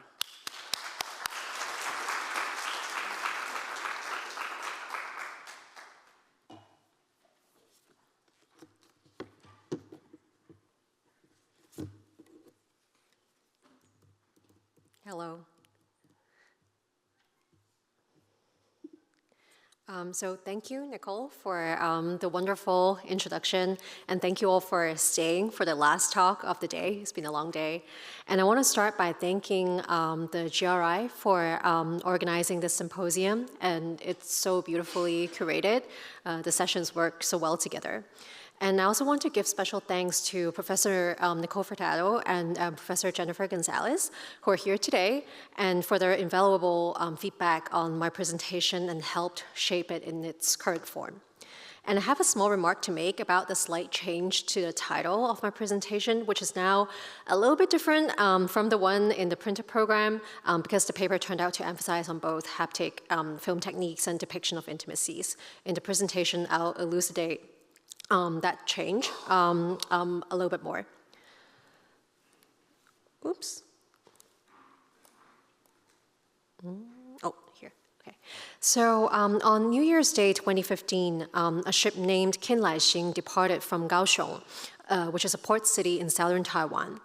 The ship was equipped with squid jigging machines and set sail for Falkland Islands, with the aim to catch Argentine short-fin squids for both domestic consumption in Taiwan and exportation. And here's a map showing the journey, which is 19,143 kilometers long and close to 12,000 miles.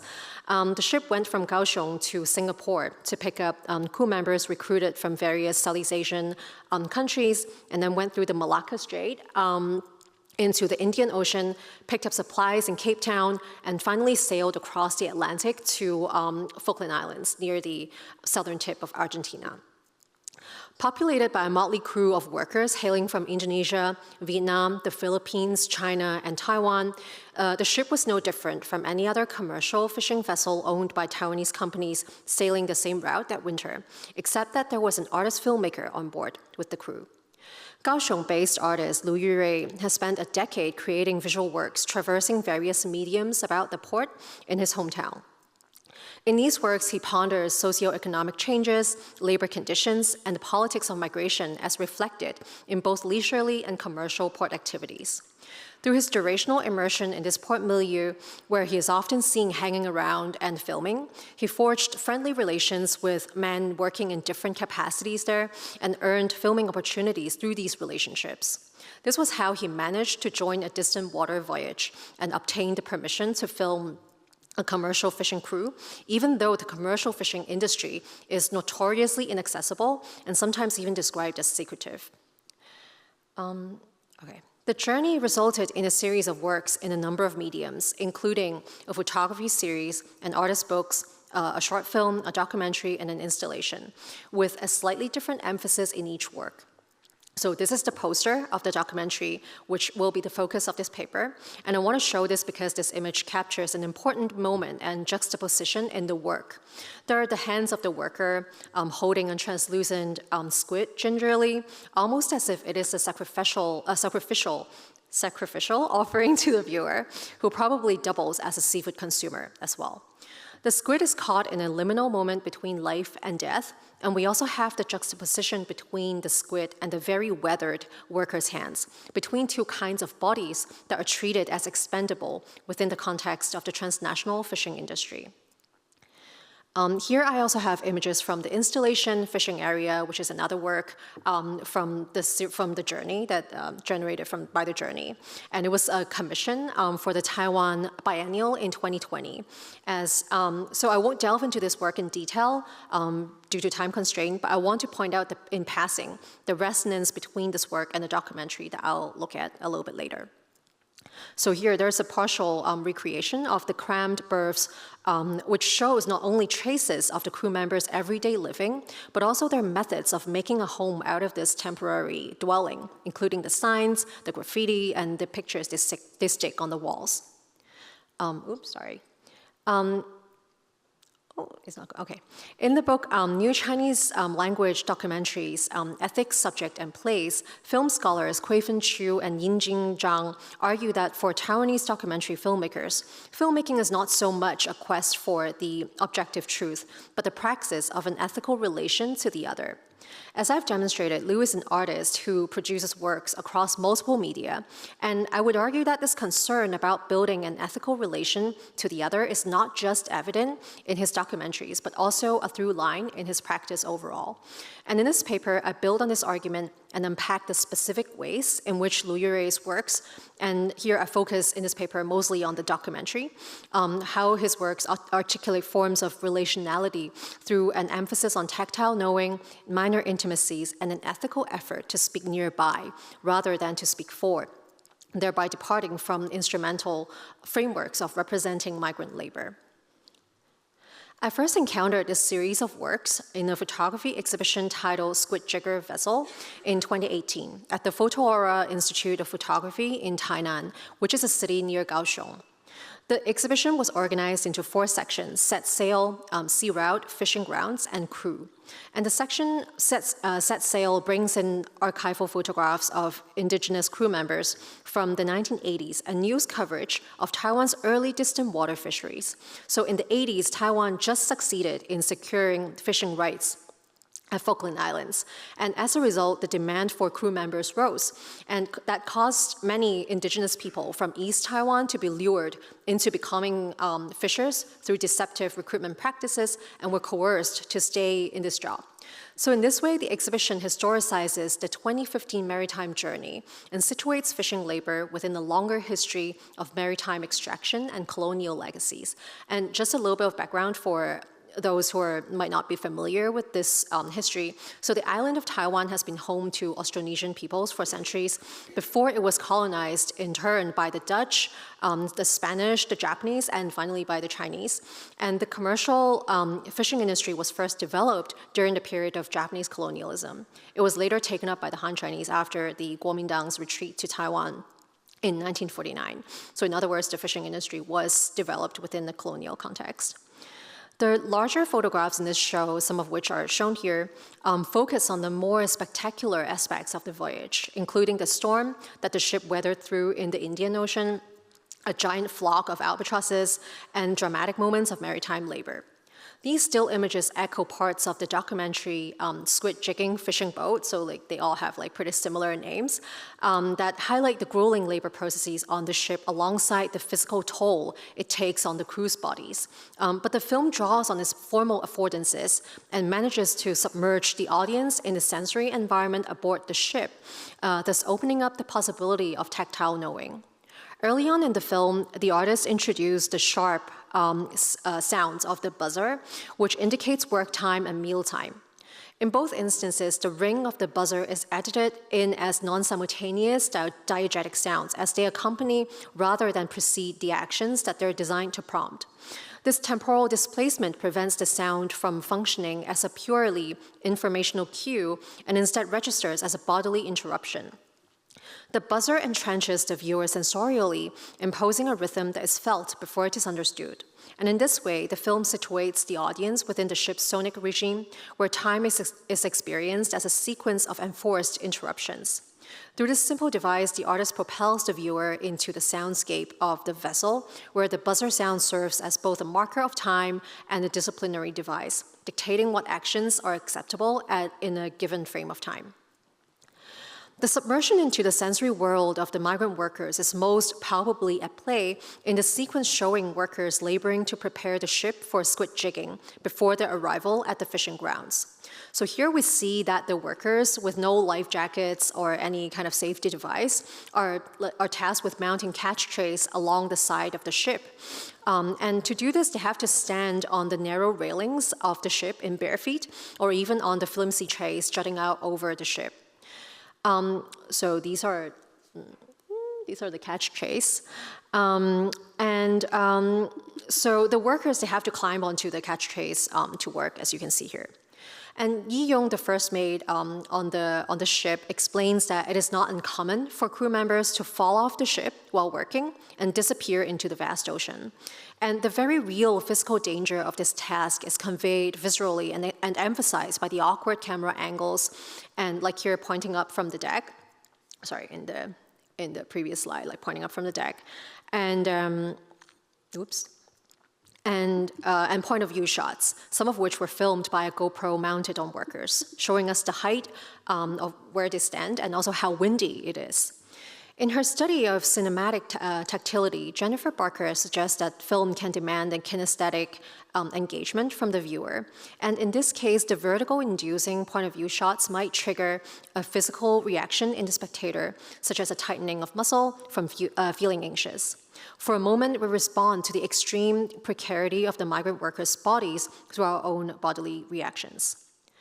An hour and a half into the film, the climax arrives as the ship approaches the fishing grounds off Falkland Islands, and the viewer finally gets a glimpse of the reality of commercial squid jigging and is confronted by the extremely strenuous labor on which our consumption or overconsumption of seafood is based. One sequence starts by showing us rows of glaring fishing lights flooding the deck, and this blinding brightness is captured by overexposure on screen.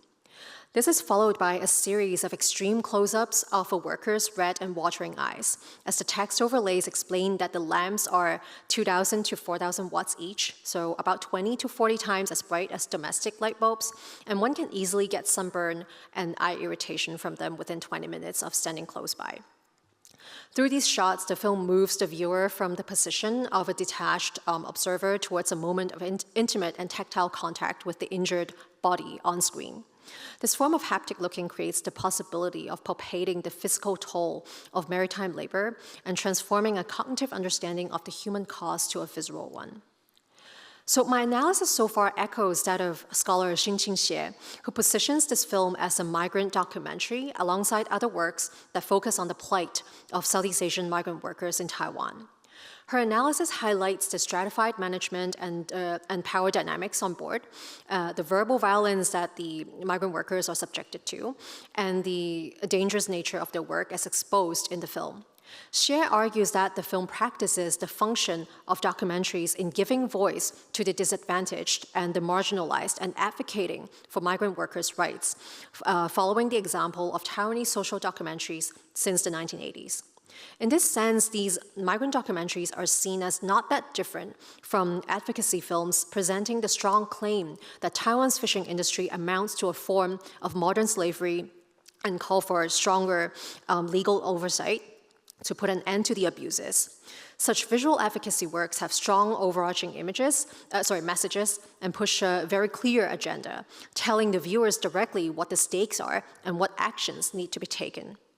I argue that Liu's series of artworks and films is distinctly different from this mode of representation commonly found in mass media. While it does show the precarious and hazardous side of maritime labor practices, it contains many loose ends and untidy bits that do not fit into a simplified narrative targeting a mass audience. And in this way, it exceeds the parameters of a political instrument. Artworks and films driven by the impetus to make direct impact and advocate real changes obviously have their merit, but in striving for a neat and easily legible narrative to maximize impact, such works sometimes risk flattening the uneven lived realities of the migrant workers and represent them in ways that don't align with their own understanding of themselves and their situations. In other words, it amounts to speaking on behalf of these subjects or even speaking over them. One example is that an Indonesian crew member whom Liu befriended in his voyage remarked that they strongly dislike being portrayed as modern slaves by mainstream media. And this is something I learned from the artist when I interviewed him. So although there's no doubt that they work under an exploitative system, they nonetheless see themselves as individuals with agency who chose this line of work for various reasons, usually in the spirit of sacrificing for their families. Moreover, in the following section, I'll demonstrate that to read a film or a work of art largely as fulfilling the function of advocating for the rights of the disadvantaged and the marginalized also risks flattening the work itself and disregarding its nuances. In the case of Squid Jigging Fishing Boat, the documentary, it is impossible to do it justice if one focuses solely on the depiction of the oppressive nature of Taiwan's commercial fishing industry. Here I want to bring in Xinqing Xie's analysis again, as the author sees the film primarily as an advocacy work that speaks for the marginalized and largely invisible maritime migrant workers. Drawing on Primo Levi's analysis of concentration camps where Holocaust prisoners who spoke German could establish some human relationship with the guards, while those who didn't were treated like animals, Xie suggests that the language barrier between the Mandarin-speaking crew, mainly the captain and the first mate, and a few experienced crew members who understand some Mandarin on the one hand, and the vast majority of the crew members from Southeast Asia on the other hand, similarly functions as a dividing line between the human and the non-human. And she specifically invokes a scene in which Yi-yong, the first mate, threatens to beat up the crew if they were slow and discusses how he uses tactics of intimidation to subdue the migrant workers who don't speak Mandarin. So Yi-yong is the guy in the center. However, closer viewing of the scene reveals a more amicable exchange beneath the surface. So in the scene that, so this is a shot at the end of the scene. So like I didn't do a very good job like capturing the screen capturing.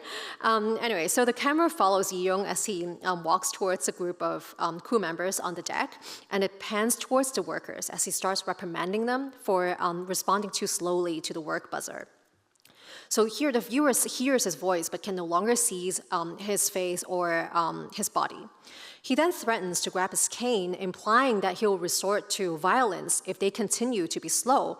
But the facial expression of the workers who are facing the camera shows the actual effect of this threat as they start laughing when they hear this. Yi-yong then goes on to express his dismay at a misplaced orange on the deck, and as he turns around and enters the frame again, like here, we see him smiling slightly and in sighs in semi-resignation, saying, "There's no discipline at all." Meanwhile, an Indonesian crew member grabs the orange and cheerfully shares it, while a man teases the others with a sexual innuendo, and the few men poke one another playfully. The overall lighthearted tone of the whole sequence shows that the first mate's threat of violence cannot be taken at face value, and that although he has no choice but to keep the workers in line to ensure a certain level of productivity, he does so with humor and tact more than menace and violence. The film also includes many moments of care, skinship, and homosocial bonding on board, as crew members massage and care for a seriously seasick colleague, pose together for a selfie in front of Table Mountain in Cape Town, learn Chinese together in the berths in the bottom image here, and also like dress the wounds of a man suffering from frostbites. The guy who's dressing the wound, he's actually the captain, and so on. So even in the most intense segment, filmed at the Falkland Islands fishing grounds, Liu makes sure to intersperse the hardcore working sequences with moments of tenderness, like when crew members pet a penguin who stumbles on board and help it return to the ocean. For many Southeast Asian crew members on Kinlaixing, while their labor was certainly exploited by companies and consumers, the voyage and the work involved is not just about oppression, antagonism, and violence. The film shows their capability of enacting their agency, even in such an adverse environment, by seizing leisure time and practicing care for one another. They're able to foster minor intimacies, which, as formulated by Lauren Berland, emerge from much more mobile processes of attachment and create spaces relationally. I do not intend to romanticize their lives on board, so I'm not trying to say that, oh, actually it's not really that bad in this industry and they're having so much fun on the ship. But I want to argue for the significance of a mode of speaking that does not flatten their lived realities into stereotypes, which I believe is a form of epistemological violence in itself, even if it's well-meaning. One important thing that I think the film does is that it avoids pitting the Taiwanese middle management against the Southeast Asian migrant workers against one another. That is dividing workers into two opposing camps based on their nationalities and ranks. So the so-called Taiwanese first mate, Yi Yong, whom we see here, he is actually also an indigenous Amis person who is, as I've mentioned, part of a different history of displacement when the indigenous peoples of Taiwan were forced to leave their homeland or home waters when they were placed under the discriminative governance of the Japanese and Han Chinese. The film reminds us of the shared predicament between him and the newer migrant workers on board. The mode of speaking enacted by the film can be described as speaking nearby, which is articulated by Chin T. Min Ha as a speaking that can come very close to a subject without, however, seizing or claiming it.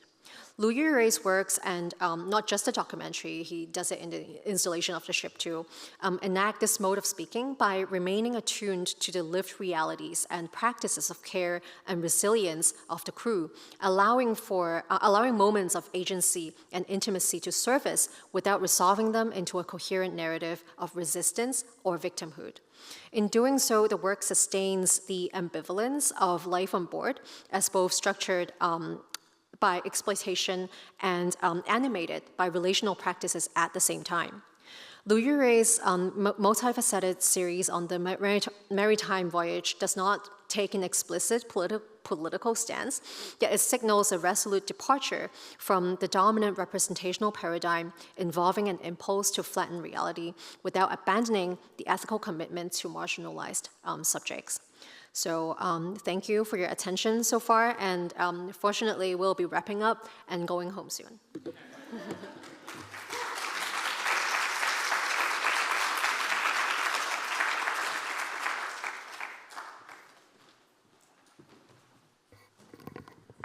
Thank you, Bermet, Anahit, and Evelyn for your papers. I'd like to invite you all back to the stage now, along with Kim Richter, who will be moderating our conversation.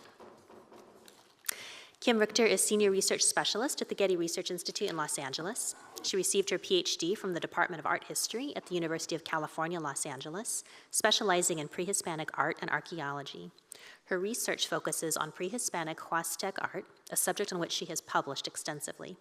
She co-curated the 2017 exhibition Golden Kingdoms, Luxury and Legacy in the Ancient Americas, and co-edited its award-winning accompanying catalog.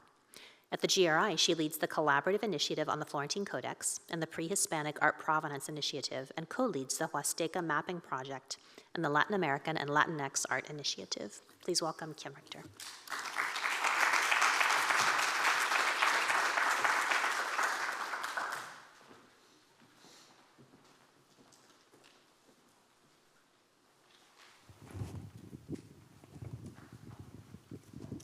First of all, thank you all three for your wonderful, excellent papers. I, as moderators, we get little abstracts, and then we have to think of questions and imagine what they could be, and they were really thrilling. So I'm, of course, feel a lot of affinity, especially towards the two papers that were sort of not contemporary, because I'm a pre-Columbianist, and there's a lot of resonance with the work that both of you do and have done, and so but I still wanted to begin with you because I just have questions, and it struck me in your paper that there is.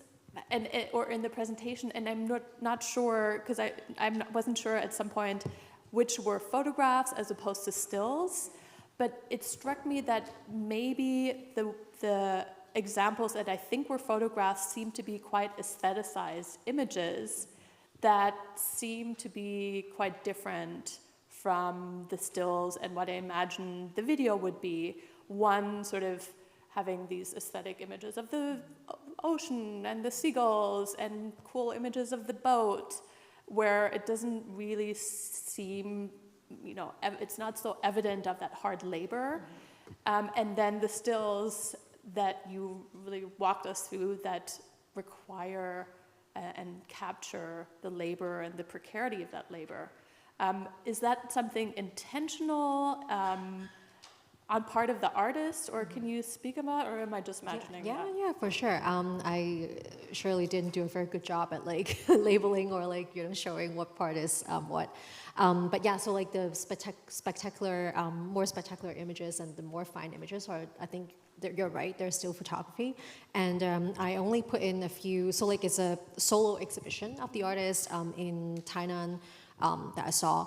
And so there were there were a lot of photographs, and these are just the larger photographs that are kind of more, eye-catching. But there are smaller photographs as well, and some of them are showing the more dramatic moments of laboring processes, and they're underneath the deck, organizing the squids. And this a huge amount of squids that they caught that year. And so there are different kinds of images, and there was one section, so there were 4 sections in that exhibition, and one section was portraits, black and white portraits of the crew members as well. So I didn't have time to go more deeply into the photography exhibition, but because this is going to be this paper is the start of a chapter that I'm going to write that I haven't written yet. And so I think I'll have the space to go deeper into the different works in the series in the chapter. But thank you for the question, Kim. Yeah, thank you. And with both of you, I was thinking, maybe this is a little bit through my lens, but I kept thinking of loss, right? And how you two contend with the loss of things that were meant to really be multi-sensorial and experienced, and the reception of incense or textiles. And in your case, your textiles are fragments. They, are hung on the wall in a frame, probably have loss of color, definitely do not look like what they originally look like. In your case, you have at least a text that tells you what's going on. That's more than we have in my area of study. So maybe you can talk a little bit about how you contend with that aspect of loss, especially in what you're trying to achieve in terms of thinking through sort of these rituals or the textiles and then the reception, and also specifically how your interdisciplinary training has maybe helped you. And I didn't read that in your bio, but then it was said that you also have a background in conservation, so that's also really resonating with me here. Thank you for your question. Can you hear me? I'll start by answering to the second question. And I've been thinking about that recently, a couple of days ago, about the way that my own experience working with architecture, with material form has informed the way that I approached sensory experience of both architecture and objects. And I went back all the way to the times when I started working on this particular monument in the north of Armenia, an 11th century monastery, which was and still is, unfortunately, in a terrible condition. And as we were working on the conservation of the mural paintings, I was very young, so I started noticing these signs of lived religion, such as recently I was talking to Heather, graffiti, but in addition to graffiti, also things like blackened stone surfaces because of candles and exposure to to the films and fire. And it was perhaps the first time when I was working as a conservator, and it was shortly after completing my BA degree that I started thinking about architecture, and objects. I keep forgetting objects. Just material forms, not only through the ways that we were trained in the BA program to look at them. So I mean here, not just as parts of dynastic patronage, but also started to think about them from the framework of their usage, the ways that actual worshippers interacted with the physical space. So, am I answering your question? Yeah, okay. Yeah, so, and that informed my interest in studying the lived interactions with one another and with spaces. So there is that. Should I answer just like the first question? Yeah. It was about loss. So, good observation.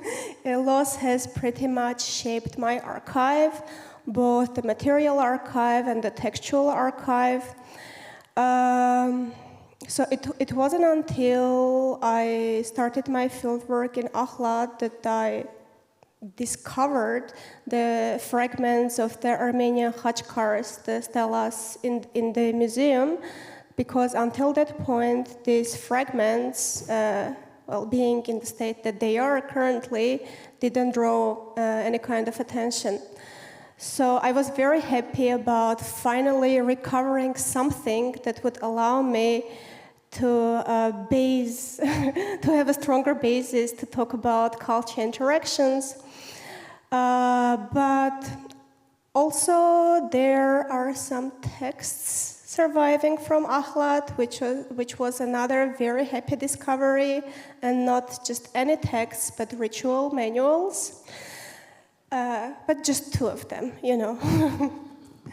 Well, but as is the case with medieval material in general, and when dealing with contexts like the one I'm dealing with, very often I have to rely on comparative frameworks. So I'm trying to navigate the uneven survival of my archives that way. Thank you. Thank you so much for that question. I guess from the art historical side, from like my dissertation, writing my dissertation, writing about loss and kind of objects that there really isn't necessarily like a corpus of medieval Islamic textiles. So I kind of had to kind of build my, much like Anahit's works, like I had to build my own archive and kind of make the case oftentimes for objects without clear provenance that, you know, this is possibly Central Asian. So kind of doing that kind of background work, but also kind of writing, I kind of, the first panel with the archive, I just definitely had like object envy. It's kind of a lot of words and terms that I feel like when writing in our history, when dealing with objects like kind of a quasi corpus of medieval textiles, there are a lot of terms that are like you can't take for granted, and you have to like define and make sure that you're kind of operating within our history, and then you're talking about the textiles within those parameters. I think from the contending with loss from my background from my conservation background has certainly helped a lot. I think textile scholars have a very special place in my heart. I definitely rely on textile scholars, not just in Islamic art, but also in pre-Columbian, South Asian, from like European to Chinese. There's also kind of not limiting myself to medieval textiles, going into much early modern textiles, kind of having that community of not just Islamists to talk to, but also sort of textile historians, I think, and kind of engaging with their methods about how they look at objects, specifically textiles, as kind of like there are only fragments left, but how do you kind of, even with those fragments, like how much information can you gather from those? Yeah. Yeah, I mean, I was thinking about this, especially yesterday evening, as I was sort of mulling over discussions from the faculty roundtable and then dinner and nice chats I had with various of you, that really sort of the superpower that we have as art historians, right? And especially with like push for interdisciplinarity, which I'm fully behind, but like what is it that we do best? And it's like that close reading, right? And I think this is what all of you have shown, and in very different ways, right? Like you have, in a way, an abundance of material. You have like this whole film, and the artist list. You can talk to people. You can watch the movie. You can see how the reception is. But that still comes with challenges where you have to sort of negotiate what parts you want to highlight, etc. Like, or the discussions again with the archive today, where you have, what was it, 600 or something boxes in the Schneemann archive, right? And then you have to make the selection. And do you talk about the birthday cake in one of the archival boxes or not? Whereas with us, like one of the tools that I absolutely rely on is that close looking. And so I could see that, especially in your work when you were dealing with this issue of loss, but also with yours, right, with this reading of what must be very extensive material. I wanted to open it up to questions. I see people raising their hands already.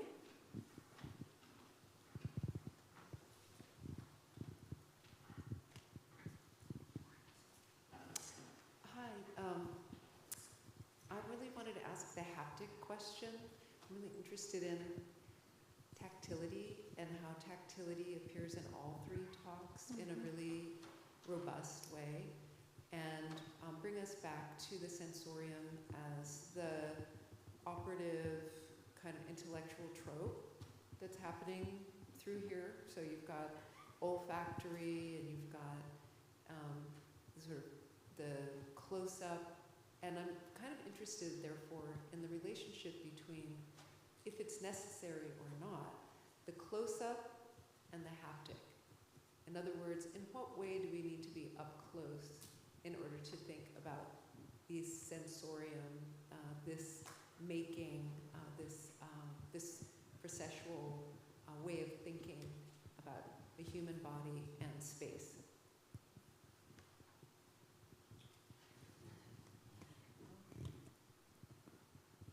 Thank you for the question, Jennifer.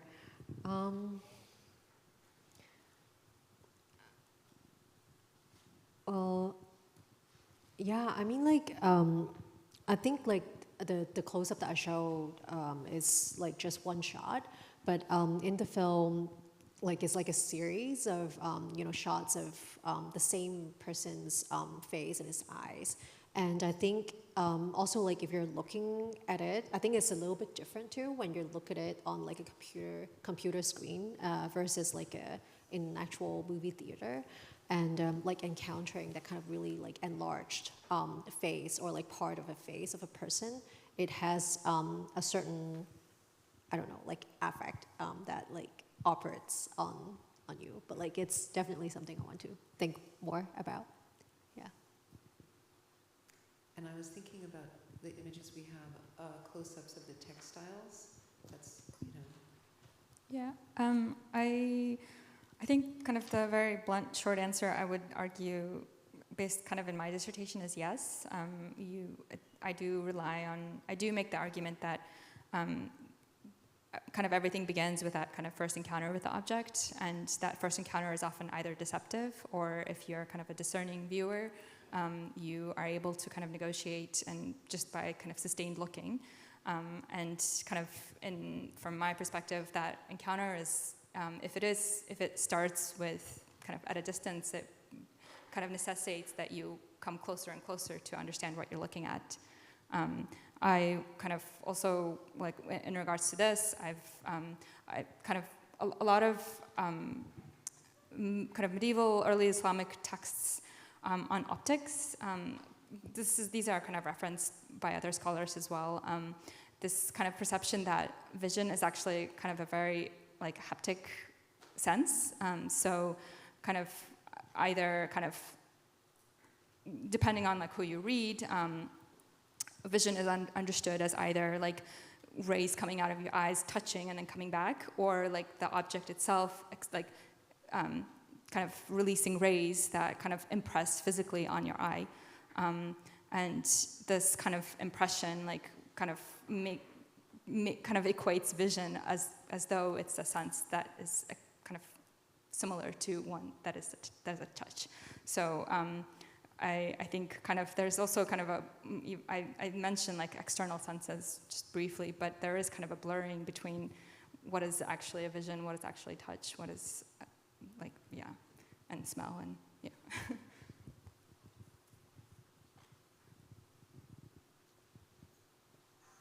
Thank you, Kim. So I'm actually just going to bring in a question from Zoom, because I've actually been monitoring Zoom all day. We've had, upward, up to 50 people tuning in by Zoom. So I thought it'd be nice if we just include one question from the Zoom audience. So, and this is from Lina Ghanam, and she says, "Hello, thank you for these wonderful presentations. I have a question for Burnett. You mentioned the repeating medallions and patterns on textile as a kind of spatial illusion, saying something along the lines of repetition challenging material boundaries. I'm curious if you would extend this argument to other forms of geometric patterning as a multimodal skin applied to both 2- and 3-dimensional objects in Islamic art and architecture. As an extension of this point, do you interpret this repetition operating differently in architectural spaces related to textile patterns?" Lots of questions there. It's a very rich question. Yeah. Thank you, Lina. Yeah. Thank you for the Zoom question. That is a really, really big question, and I think touches on a chapter that I haven't written yet, titled Intermediality, something. So I think I do have kind of the kind of last bit of my dissertation. I do kind of want to talk about this kind of transmedial, intermedial dialogue, which kind of expands beyond textile as an assemblage towards like a context assemblage. So perceiving actually textiles with architecture, and kind of the like how can you go like beyond just looking at kind of similar motifs? How can you kind of make that kind of haptic visuality between different objects talk to one another? Yeah, I think it's probably a conversation one-on-one. I think the one kind of image that I remember I put in my PowerPoint was a mausoleum in Iran with these diamond pattern fragments, which I was kind of struck with, because I like knowing also that a lot of these Islamic structures themselves like have kind of some external loss towards their facades, and this kind of other kind of examples of medieval Islamic architectural like surfaces with different brickworks and like intermixed of brickwork and like mosaic tiles. There's kind of a lot of experimentation that are also on architecture that I'm finding like have a familiar sense as opposed to material sense that I'm seeing on textiles. Yeah, I think I'll maybe pause there. And, but yeah, I'll probably definitely will address this in my chapter, in my dissertation.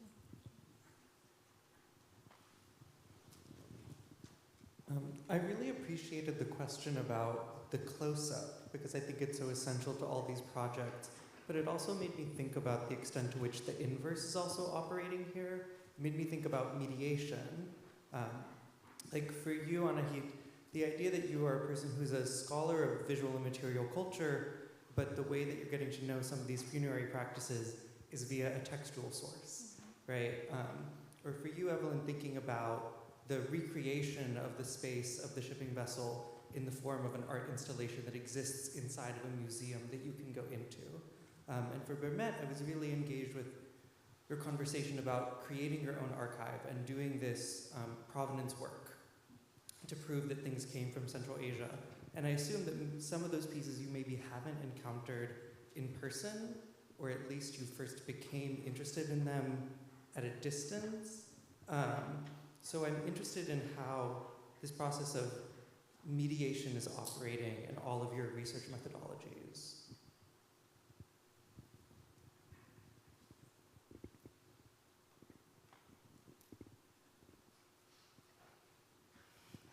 I just jump in. So sorry. I think, yeah, the mediation. Do you mean like in terms of like myself and like encountering these objects, or like mediation in terms of like the audience that I envision these objects would have had? Sorry, I meant mediation in terms of you don't know for certain that these objects reflect the historiographies that you're trying to work in. And so encountering them first as foreign and then doing work to even bring them into the fold of the project to begin with. Yeah, yeah.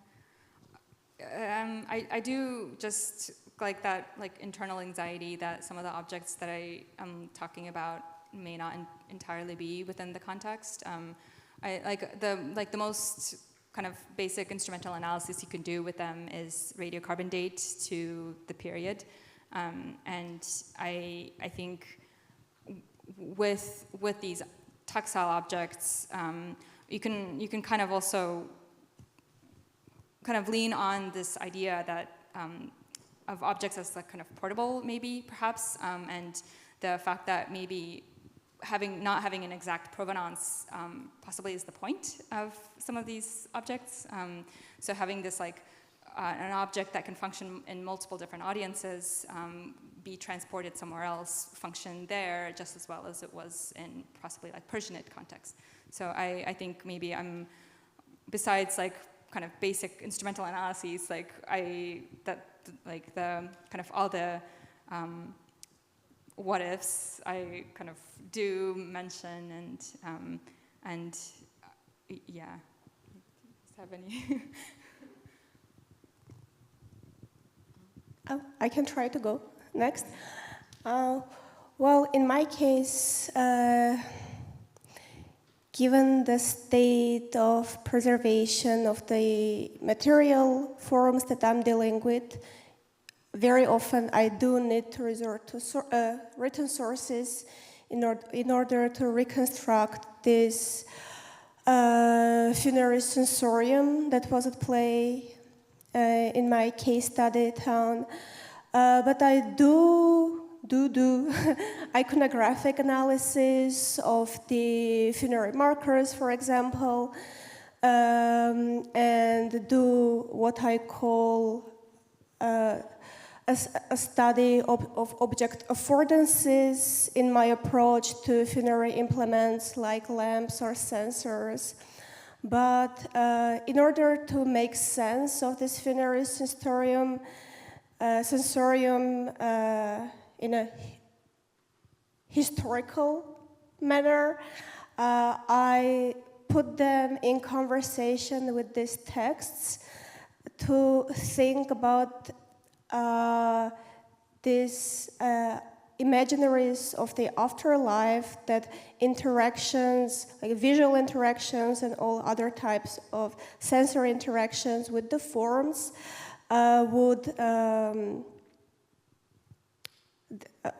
that these interactions would awaken. So texts in that sense helped me think about the imaginaries of the afterlife a lot. Yeah, so in my case, I guess my encounters or like relationships with the works are like much less mediated because I saw some of the works in person. but also like, it's a really good question because the installation is the one that I haven't seen. So I came into, I started doing this research long after the show was over. And I think that was the only time that work was shown. And I think, one of the challenges, even though like when you're working with contemporary art, there's like a wealth of materials that you can work with and you can talk to the artist directly. I have like questions and I would just, message the artist and ask him sometimes. But like with installations, it's hard because if you don't see it, you don't see it. And you can only rely on, photographic documentation, and it's not the same. So there are like the other one of the other chapters that I'm going to write. I haven't started writing it yet. It's a moving image installation, which I was able to see. So like that one, I'm going to delve into a little bit more. But in this chapter, I think I probably won't be engaging that much with the installation work, which I haven't been able to experience. Yeah.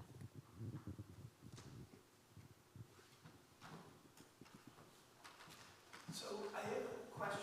Is it for me? Yeah, we're both ready. I'll ask it in stereophonic. I have a question for Bermet and Anahit, though I think it has some resonances for Evelyn, but it's about, and Kim, you said what we have as art historians is close looking, which I agree. I mean, that's one of the things I think we have. But Bermet, is that the right pronunciation? I was really struck, and I was really into it, but struck by your close-ups of the warp and weft, and like you really stayed with that. You really taught us for quite a while, I mean, in relative to how much time you had, which I again admired, but noticed it as somewhat non-normative in these situations. And so I thought, well, maybe is that the way we can get close? Not that you didn't show us close-ups of the textiles, but given that the textiles are themselves degraded and all ripped up, I thought maybe this is her close looking. It's actually closer. It's like micro looking. So, and teaching. And then there is a question. I'm trying to say it like condensed, but not easy for me. But Anahit, you showed us like that bird sensor, and then the birds. You did a close up. I couldn't see them at first, but there they were on the grave marker. But when you went to incense, how do you do a close up? Like you told us, you did that cool slide where we saw the squares, like the white sandalwood and the dark, I don't know if it was, I can't remember, but some other sandalwood, and but I didn't feel like I could get close to it in a way that we as art historians get close to visual images. So I'm thinking about close-ups and what you do with scent and then warp and what. Can I just add a little tiny thing? Because I was actually going to ask Anahit this a really similar question, which is about you're really focused on the sensory. But I wanted to ask you about the materiality of incense because, like at the end you talked about, for instance, rosewater, which obviously rosewater and an incense that is activated by being burned are like totally different things, right? But even like a gum-based incense like frankincense has a totally different smoke than sandalwood, right? Like on the Arabian Peninsula, for instance, when you burn frankincense, it's got a white fluffy smoke, and then at the end, you usually add on a little sliver of aloes wood, which you also showed, tiny because it's so costly, and then the smoke turns gray, first of all, and is very concentrated, and so it's not just the scent, but it's also the way it looks. And so I'm just wondering if you could talk a little, and obviously like incense that is burned in a censer that has holes in it is very different than an open, incense burner. So could you talk a little bit maybe, and I hope this is what you're getting at, Richard, in the kind of materiality of scent, which is also visual and it has form. So. Thank you for the questions. I can perhaps talk a little bit about the materiality of sensing in the Armenian context. Because I've got sources. So, and I have contemporaneous sources that talk about the very materiality of the smoke raising up to the heavens, and which functions, which actually carries the prayers of the worshippers to God. So definitely there is also this visual quality of incense smoke, and it's not simply about the olfactory quality of it, right? In the Islamic context, perhaps I can think about its visual quality, thinking about texts that contest the use of incense at certain points of the burial because of the prohibition to burn things at those stages and create smoke. So it was, this prohibition was based on the visual effect that the incense would create rather than smell. Or let's say that the visual effect it would produce was more important than the smell that it would produce. I forgot the first question. No, it was similar. It was just about how you do a close-up of scent. You know, like unless you light it, I guess, if you bring some incense to the next conference. Well, my advisor suggested that I do that, but I was very nervous and I thought I would burn myself. Getty Risk Management would be here in like 3 minutes, so don't do that.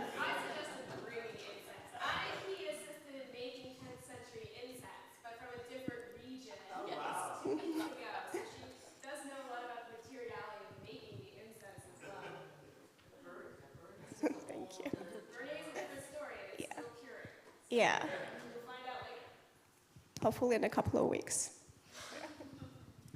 I guess like to the kind of question of like why like zoom way in, like macroscopic, I do use that macro lens to take some of these images. So I think Betsy Williams, who's like the third person in my dissertation committee, has published a syllabus, like a teaching syllabus, like how to look at textiles.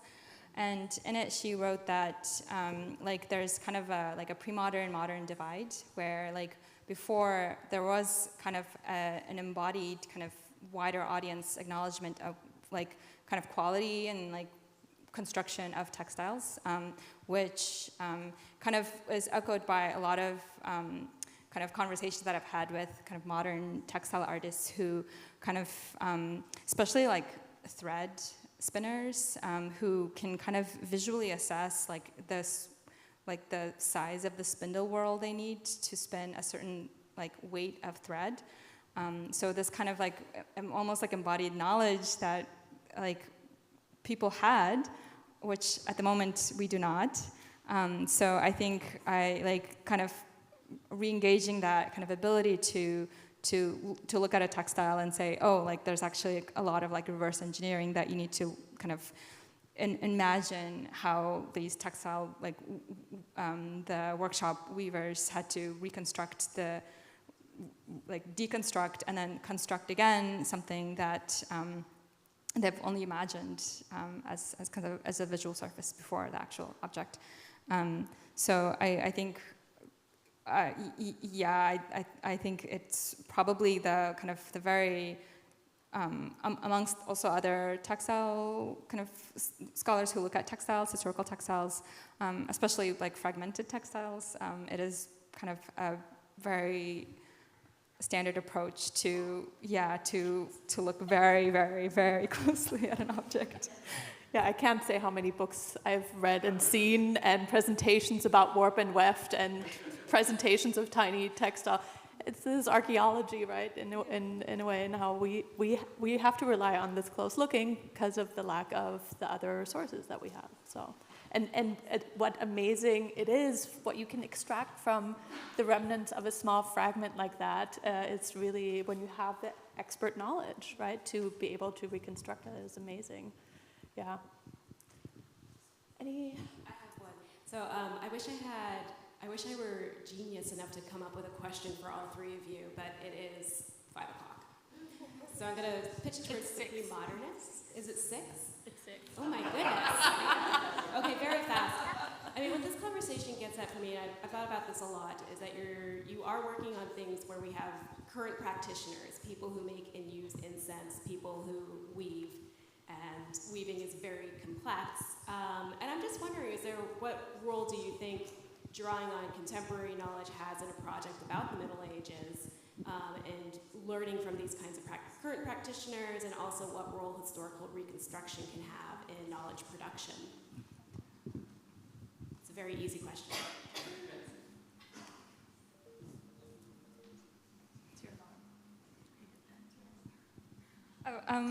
I think, yeah, I do rely, I do have a conversation in my introduction about anthropology as primary source, and kind of modern reconstructions, and kind of actually how much you can learn by trying to reconstruct something in person, or working with friends and other textile artists. So I think it's actually a lot of these quote amateur textile artists actually know a lot more about textiles than anyone can ever can know. In my case, I was also thinking about anthropological studies and the very concept of liminality that Turner has brought forward, and he's done so by studying a lot of by studying contemporary existing cultures today, and in that sense, I think the studies that have been done on 20th century cultures helped me think about my own project. Well, it is 6 o'clock, not 5, and I think I would like to thank all of you for your wonderful presentations and engaging this question. And just wish you all the best for finishing those dissertations. Thank you.